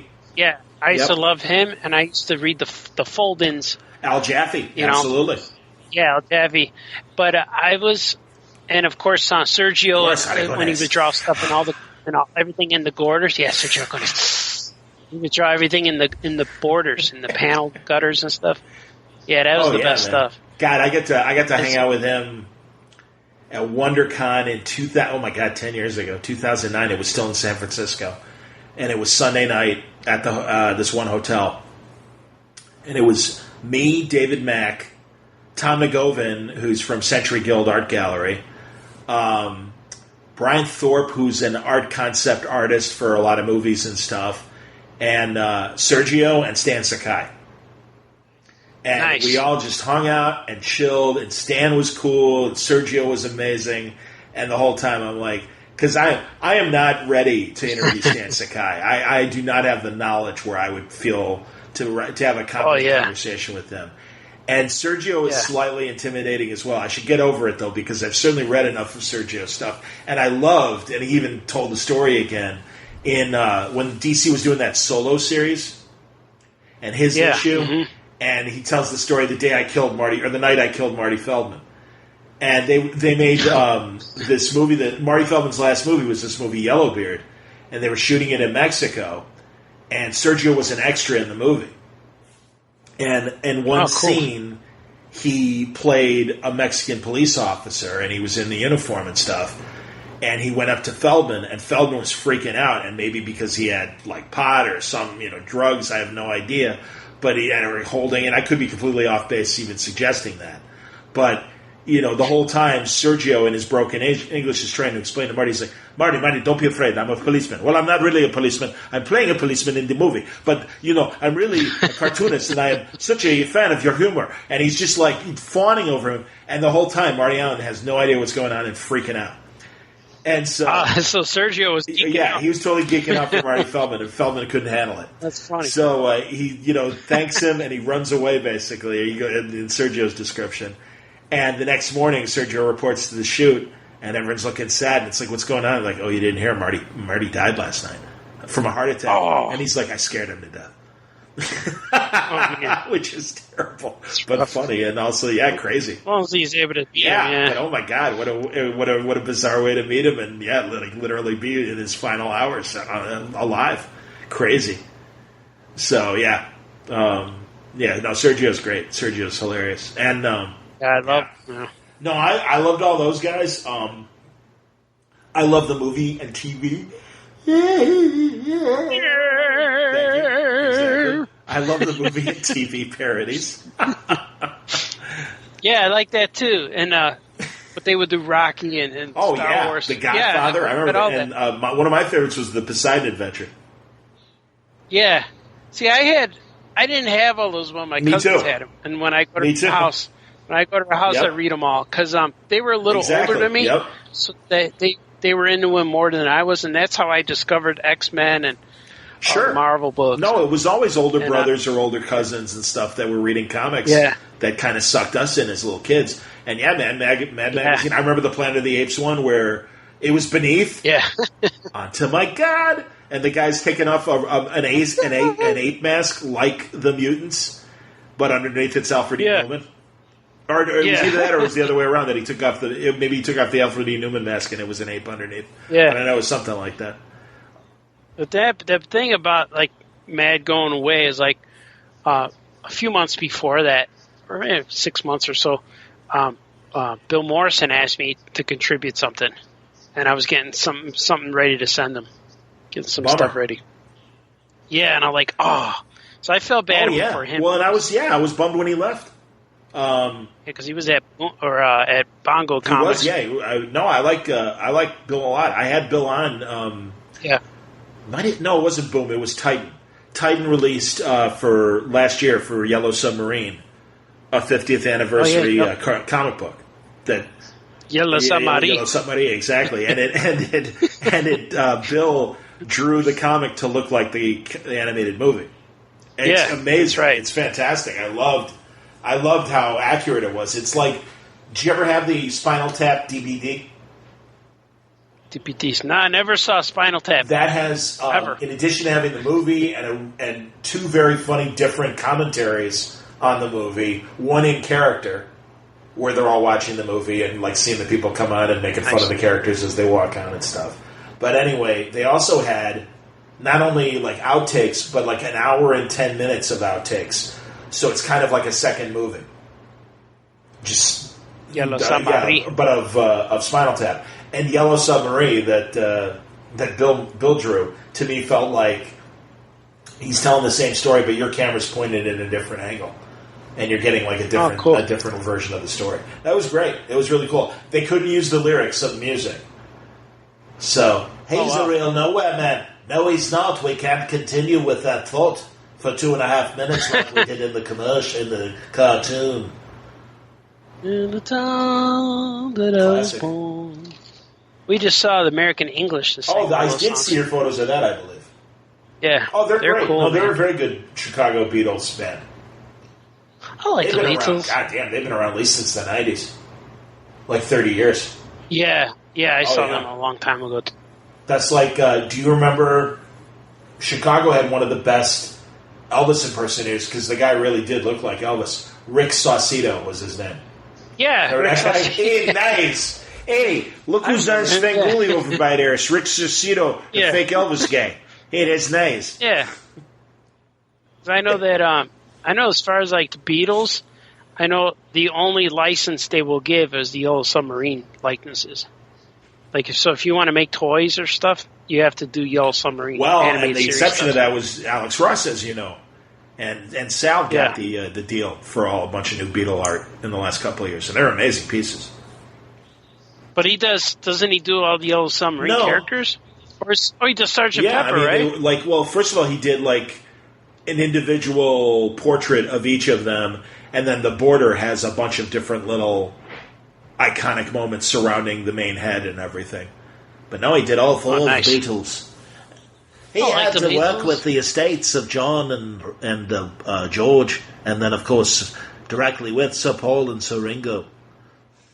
I hope they do some Migos of those guys. And I made the point I don't know if I said it on the podcast or not, but I said Billy D. Williams is the Ringo of the Star Wars cast. And I'm like, yeah, that's actually right. He's like the fourth lead. Yeah, he could be. Ringo. Yeah. Yeah, actually, I thought of myself more as George. Shut up, Lando! Now, would he be... Well, then who would Chewbacca be? Oh, that's a good point. Wouldn't he be the fourth? Wow, that's true. Maybe he is the fifth Star Wars person. Yeah, maybe he's the Pete Best. I would agree with you. Wow, you're right. Chewbacca is Ringo. Yeah, because Chewbacca would be Ringo, Ringo. That's a good call. Yeah. He didn't get a medal, but he deserves to be Ringo. Now, who would... Now, I think Han would be John Lennon. Because he's the hot-headed leader. Maybe Luke. But, like, who's... So, maybe, yeah. But, like, who's Bernie? Paul? Because technically he'd have to be the cute one. And it's like, well, that could be Leia. Or it could be Luke. Because in especially first movie, Luke, definitely. But Luke would be he's more the chosen one. He's the leader, so he might be a John Lennon. Oh, that's interesting, too. That's a good point, too. Because when he got older and he turned into a Jedi, he was a different thinker than the rest. I wouldn't know how to peg George, honestly, of the quartet. Actually, I take it back. I think Chewbacca would more be George because he's kind of mysterious because of his language barrier and stuff. I don't know what's going on in my head. I'm inscrutable. I'm George. See, I would pick. I don't know. It's George. George is the hard one to do. Yeah, that's not the direct link. I think I'd make Luke McCartney. Possibly because he is the cute one. He's the cute one, and also, like you said about being a leader, he's been the most business minded of the four in their post Beatle careers. But his revolutionary thinking is where John Lennon, by the time he gets to Jedi, he's a peace guy. That's a good point, too. I just kind of thought of him as being kind of the hothead of the group, and that's why... If you do the first movie, Come on, kid. Yeah, I think if you just do the first movie when they're standing there with the medals, that I agree that Luke should be McCartney, John Lennon. Well, as opposed to dying in the car accident like Paul did, and we got fake Paul. It's true. Exactly. He's an alien, yeah. I love that. That's my favorite conspiracy. Fake Paul. Well, look how much he changed. His voice got deeper because he got older, dumbasses. And he was smoking. And then even and Michael Jackson was an alien too, and he was in Men in Black. That's right. He supported that theory. Zed, I should be out on a mission. All right, Michael, shut up. That's hilarious. He was Agent M. That's hilarious. Yeah. I thought he was Agent... You're right, he was Agent M because, of course, Jay was... how you doing, Slick? How you doing, Guess what, Slick? I'm up in space. They better get my kid, Brad Pitt, to help get me out of space, Slick. Mm-hmm. I love that it's Tommy Lee Jones. That could be his character from Space Cowboys at the end when he's on the moon. He made it. Well, I don't know. He might have made it. Maybe not. What does Jim Garner think? I don't care. How you doing, Slick? Am I wrong? That's every movie. I'll tell you what, Slick. He's always yelling at someone. And then, of course, in in Space Cowboys, his buddy's Frank. I'll tell you what, Frank. That's true. I don't know, Hawk. You kind of drive me nuts. That's a great movie. It's a cheeseball movie, but I love the fact that it's James Garner, Donald Sutherland, and Tommy Lee Tommy Lee's the kid. He's the one that's really not the something's wrong in this picture. But Clint and all those guys, they were all, same age and making movies and TV at the same time. So that kind of cracks me up that they're all together and like the old heroes. It's that's the good Expendables. Not that the Expendables was bad, but that was like, Yeah, it was all right. Oh, I love those movies. Any movies like that where especially when they throw together the old guys. So I was watching. Did you see they're going to make a Rambo? Yeah, Last Blood. That's coming out soon. Absolutely. And it looks weird because he has short hair and his mowing is long. Yeah, I know. Well, it's like, man, loud neighbor I love that he's in Guardians 2. Stallone. Yeah, that was cool. When he talks, it's like, I'm sorry, his accent is too thick to say $10 college words. The consequences, Yando. Clearly, you don't understand the parameters of the dysfunction of the intergalactic. And it's like, what? Yeah. I'm sorry, sir. You're talking gibberish. He's almost like where you want to watch him just to see him. Oh yeah, he doesn't have to just talk. To see what he should. Rather than the totally movie just do mute characters. You're right. Well, and Rambo, especially because Rambo has always been such a mute character. I have to confess, I didn't see the last one. No, I haven't seen anything past 3. And 3, I think I made fun of it the whole time. They made the last one, and I can't even remember what it was called. If it was just called, I don't even know if I saw 3. Julie Benz from Buffy and Angel, Darla, and also other TV. Dexter. She was on Dexter. She's Dexter's sister. She was really excited about making the movie, and they filmed it in Myanmar, or however you say it, the former Burma, and the government kicked them out, and they're technically, if they ever set foot in Myanmar again, they will be arrested. Oh, so. Right on. That's the best. That's kind of how we were with that small press expo. If you ever come back here to Scranton, Pennsylvania, they want to let us back. We made an impression. No, but then also we weren't. You're like the dad from Love Is a Battlefield, the Pat Benatar commercial, the video. You leave now, you're never going to come back. Yeah, and Cyndi Lauper had a dad Captain like that Lou too, Albano right? as Cyndi Lauper's dad in that. Rubber bands in his nose with your life? His face. Yeah, exactly. He was always gross. I saw that guy pumping gas Lou once. Albano. For real? Yeah. Not as an attendant. I'm assuming as another civilian pumping his own gas. No, he was filling up his own car. Hilarious. Yeah, when I was living with Franco for those few months, I filled up my car and he was crazy. there. And he had the rubber bands in his face. Yeah, that's just his thing. That wasn't for wrestling. That was him all the time. He's like a biker, dude. Why would you put rubber bands? It's like putting studs in your face or bring earrings in your face. It's disgusting. Yeah, I don't need it either. I respect that. It's funny when you mentioned that, I was thinking maybe you saw him at a con, and it made me think. I had Mark Bernardin on my pod, and as I said earlier, he's the Fat Man on Batman co-host with Kevin Smith. Oh yeah, and he's also doing a Battlestar Galactica pod, and he's co-hosting it with Tricia Helfer, who is the hottie that played the Cylon, the blonde Cylon, number 6. Yeah, that's her. right. Oh, she's with amazing. their red dress. Yeah, the red dress. But I asked him right away. I'm like, "Did you have Hogan on?" And he's like, "Oh yeah, he's amazing." I go, "Yeah, man." I go, "He's friends with my guy Art Baltazar." And I said, and I told him the story and everything. And I go, "Oh yeah, he was, he was amazing." I go, "We're all like, our jaws are on the floor as Hogan is like, oh thank God, Artie, where you been?" Yeah, he's funny. Man, I miss that guy. I wish he would. He's such a classic, good dude. He reminds me of John Mahoney, Frazier's dad, in that Mahoney was always just a good old Chicago dude. He was just a nice old guy. Yeah. That funny and down to earth and I act, whatever. And Hogan's like that. And it's, yeah.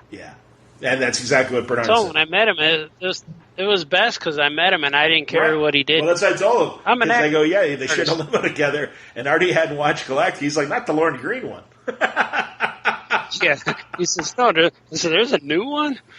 There's a new show? I had no idea. That's what I said. I go, they totally just connected as guys. And I go, that's great. So. Yeah, and then we had drinks. And cooler with Eddie. Yeah, that was cool too. I had a little bit of a geeking out with Eddie, Edward, but I held it in. Yeah, I love him in Selena. I get it, man. He was great in Selena. It's just of all the things that he's done all these years. Because believe me, man, when I met him, I'm like, hey, man, Lieutenant Castillo, Miami Vice, and his wonderful character in Blade Runner, who made all the little fold-up paper animals and stuff. Remember that? Yeah. So that's right. Interesting characters. No, and even. Of course, Stand and Deliver, and he made that one movie with Maria Conchita Alonso. Yeah, Conchita Alonso. We have to make sure that we say Latin names in every show, so we have the opportunity to breathe in while we do it. I like that. I don't know if that's offensive. We got to ask Alejandro Rosado next time we see him. But yeah, I forget what it was called, but it was like he was the husband, she was the wife, and some young dude starts having an affair with Maria Conchita Alonso, and it was sexy. And because I'm a big Maria Conchita Alonso fan. Yeah, you could watch her with no volume sometimes. Yeah, it was totally like Latin Postman Always Rings Twice, like kind of format. And you felt bad for Eddie because Eddie was like the husband that was getting screwed over and everything. It's like, oh man, he's a good guy. Yeah. Don't do that. The Pengo with Puertas with Louis Conchita. I don't know what that means. Open the door. the Puengo, the Puertas, the Puengo. Is that a real title or almost of a movie verse? No, I'm just making it up. That's hilarious. I loved her in The Running Man. Richards. Hello, Richards. Yeah. Hello. Very good. No, and of course, Moscow and Hudson. She's adorable. Oh my God. Maria. And she wants to do sports, and she's doing the play-by-play while they're watching the TV. And Robin Williams and his buddy are just laughing at her and stuff in a cute way. She's like, double play, and she's freaking out. Ay, Dios mío! She's like, I can't believe it. That was hilarious. I love Moscow and Hudson. That's a great movie, man. I don't know if I've ever seen it. Oh my God. You know who's great in it? Stupid, what the country? Yakov Smirnoff. Smirnoff? Like they're both waiters at a typical kind of ethnic ballroom where you're having like ethnic weddings all the time. Like, believe me, my father owned one of those. And they're waiters there and stuff. And it's like, they have a conversation about how difficult English is. And Yakov's like, are you kidding? My tongue hurts half the time when I'm trying to speak in English. It drives me crazy. But it's cool. It's like, what a country. Or, I like all that. I like it. It is good. I like it. I like all that stuff. Good stuff, sir. What else do I know? I know. Maria Conchita Alonso. 1985 Maria Conchita Alonso. Boy. I'm telling you, man. Well, that's like, 1968 stuff. Rita Moreno. Oh, my God. Rita Moreno. Exactly. I've been watching... Rita Moreno. A hot, spicy I've been watching... Chocolate Babies. I've been watching... By the way, that sketch, completely inappropriate now. There's like 10 things wrong with that sketch. Beginning with... Christopher Guest pretending to be an Indian man, and of course Billy Crystal in full blackface as Sammy Davis Jr. Hey man, yeah, wow. Hey man. Yeah, it was funny though, dude. It was a different time. Again retro shaming. It gets me angry. Yeah, it's like if it makes you laugh, it's funny. If it doesn't make you laugh, it's people will racist. I get it, and I'm not, and if social mores suggest it, I am completely cool with it. I'm completely, I completely understand. But by the same token, yeah, they used to be able to get away with shit like that. It's that simple. Hey man, jeez, God, there's Eddie Murphy did that. Right, he did. He dressed. He was all white. Classic. Mm-hmm. Absolutely, yeah, he had the tight walk and everything. No, it was very funny. He actually looked like my buddy with the wig and the white makeup. He looked like my poor buddy who passed away, Daryl Pollock. And that's what I need. He totally had the hair. He totally had like helmet brown hair like that, and his face kind of was shaped like Eddie Murphy's and stuff. It was crazy. I'm like, I could see that. You could be Charlie Murphy if you were a black gentleman as opposed to a white gentleman. Whatever that means. We're all brown. We're all some shade of brown. He's brown, and he's mine. He's brown. My dad used to sing songs, and they were always wrong. And he was trying to sing the Charlie Brown, he's a clown. And he was trying to sing that one day, and he said, I met her in the auditorium. She's brown. She's brown. I'm like, what song is that? What did you sing when I was a little kid? I smell smoke in the auditorium. I'm trying to remember the lyrics. Yeah, but he said, I met her in the auditorium. So she's is that a Charlie brown. Brown? She's brown?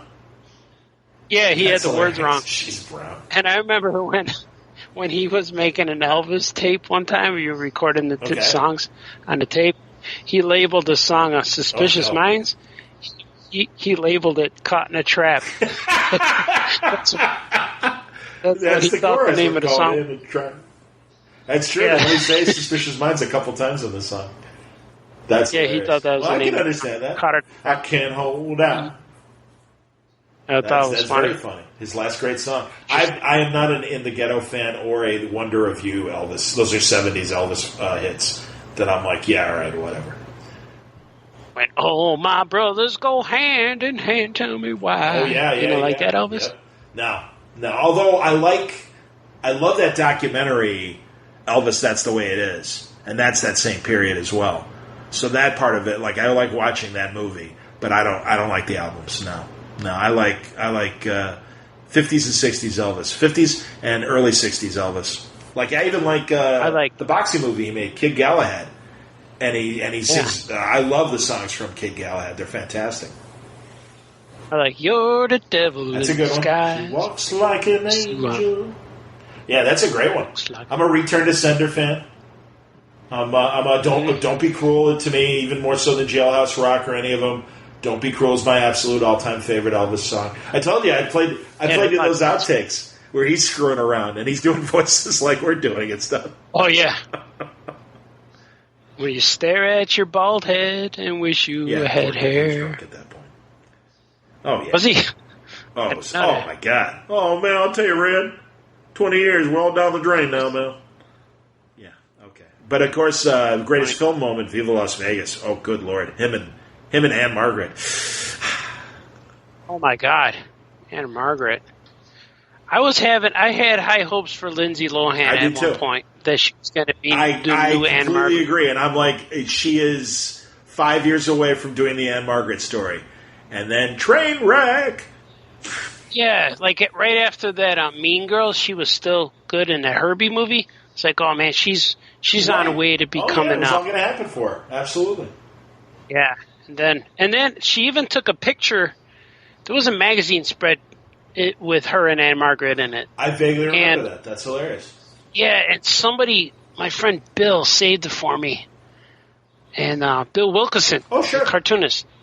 And he saved it for me and gave it to me or showed it to me or somehow at a convention. I'm going to look it up while we're talking. Yeah.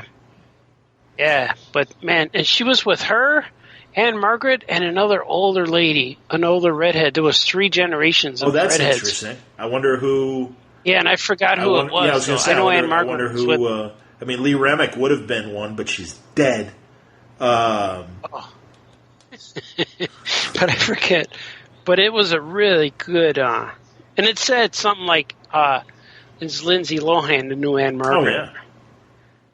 But, man, it was good. But she...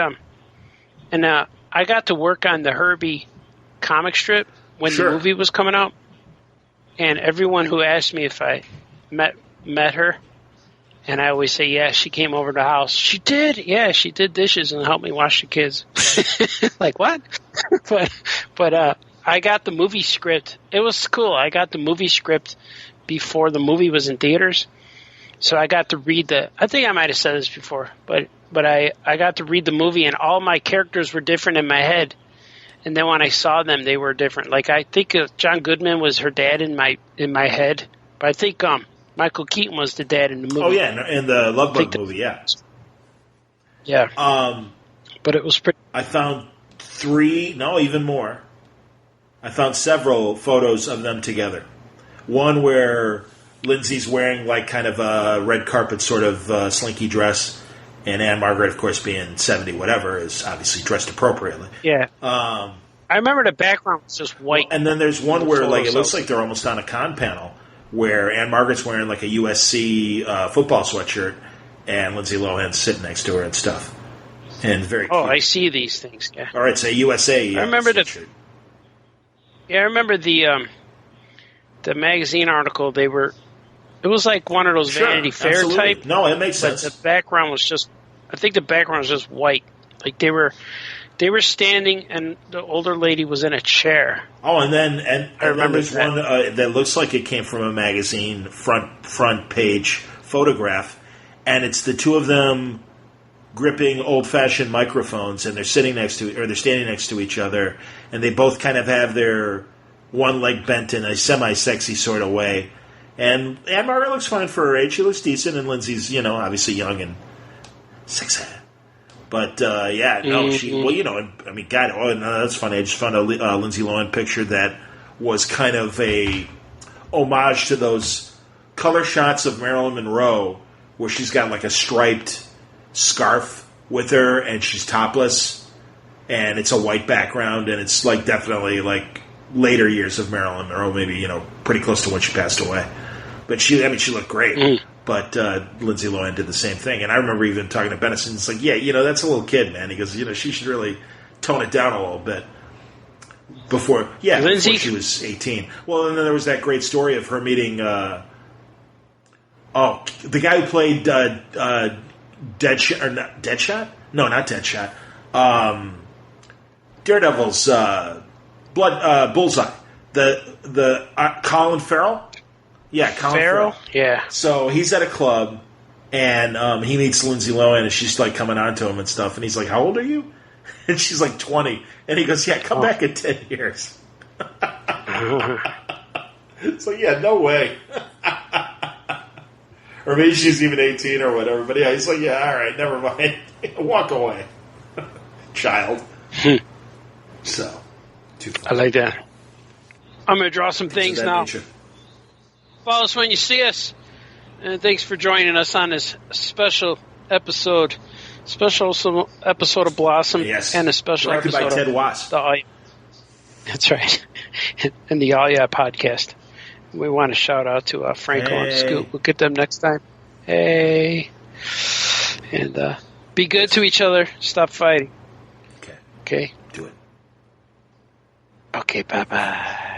See you later. Okay, bye-bye. There it is. Good job. There you go. Fun conversation with Art Baltazar on today's Word Balloon. I hope you enjoyed it. Happy International Podcast Day. Enjoy and support the podcasts that you love. We all greatly appreciate it.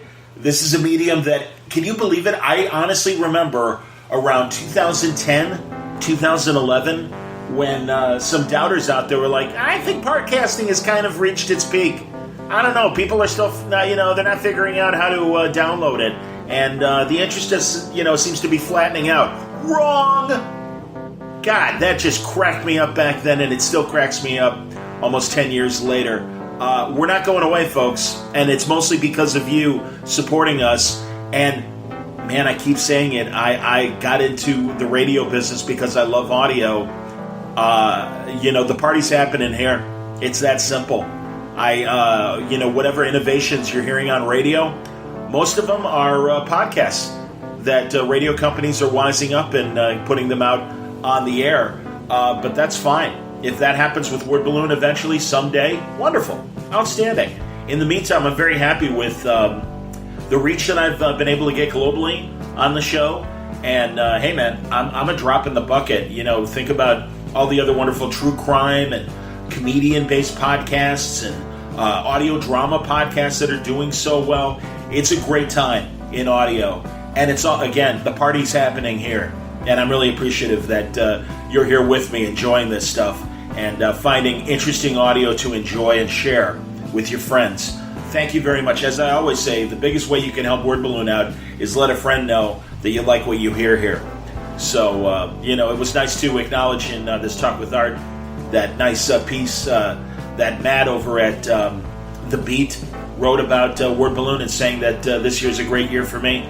And I absolutely appreciate that. I have to agree. I've been very lucky with a lot of the guests that have come on. And October's going to be no different. Amazing slate of guests coming your way. So thanks a lot for being on the journey with me. I hope you enjoyed today's show. It was brought to you by Aftershock Comics. Aftershock, great books. Dark Red from Tim Seeley, Animosity from Marguerite Bennett. You've got great stuff from Phil Hester and Ryan Kelly with Stronghold. Cullen Bunn with Dark Ark and Brothers Dracul and The Night Temporal. Also Matthew Klickstein's You Are Obsolete. Lots of terrific books, lots of terrific creators, all under the Aftershock imprint, and they're doing a hell of a job. You can join the fun if you haven't already picked up an Aftershock book. Check out their website. You'll find full story descriptions, preview pages, and the diamond codes on how to order these books through your local shop at AftershockComics.com. Thanks again for listening, and thank you very much for your support. Another great Word Balloon is on the way in just a couple days. So until then, Word Balloon is a copyright feature of Shaky Productions, copyright 2019.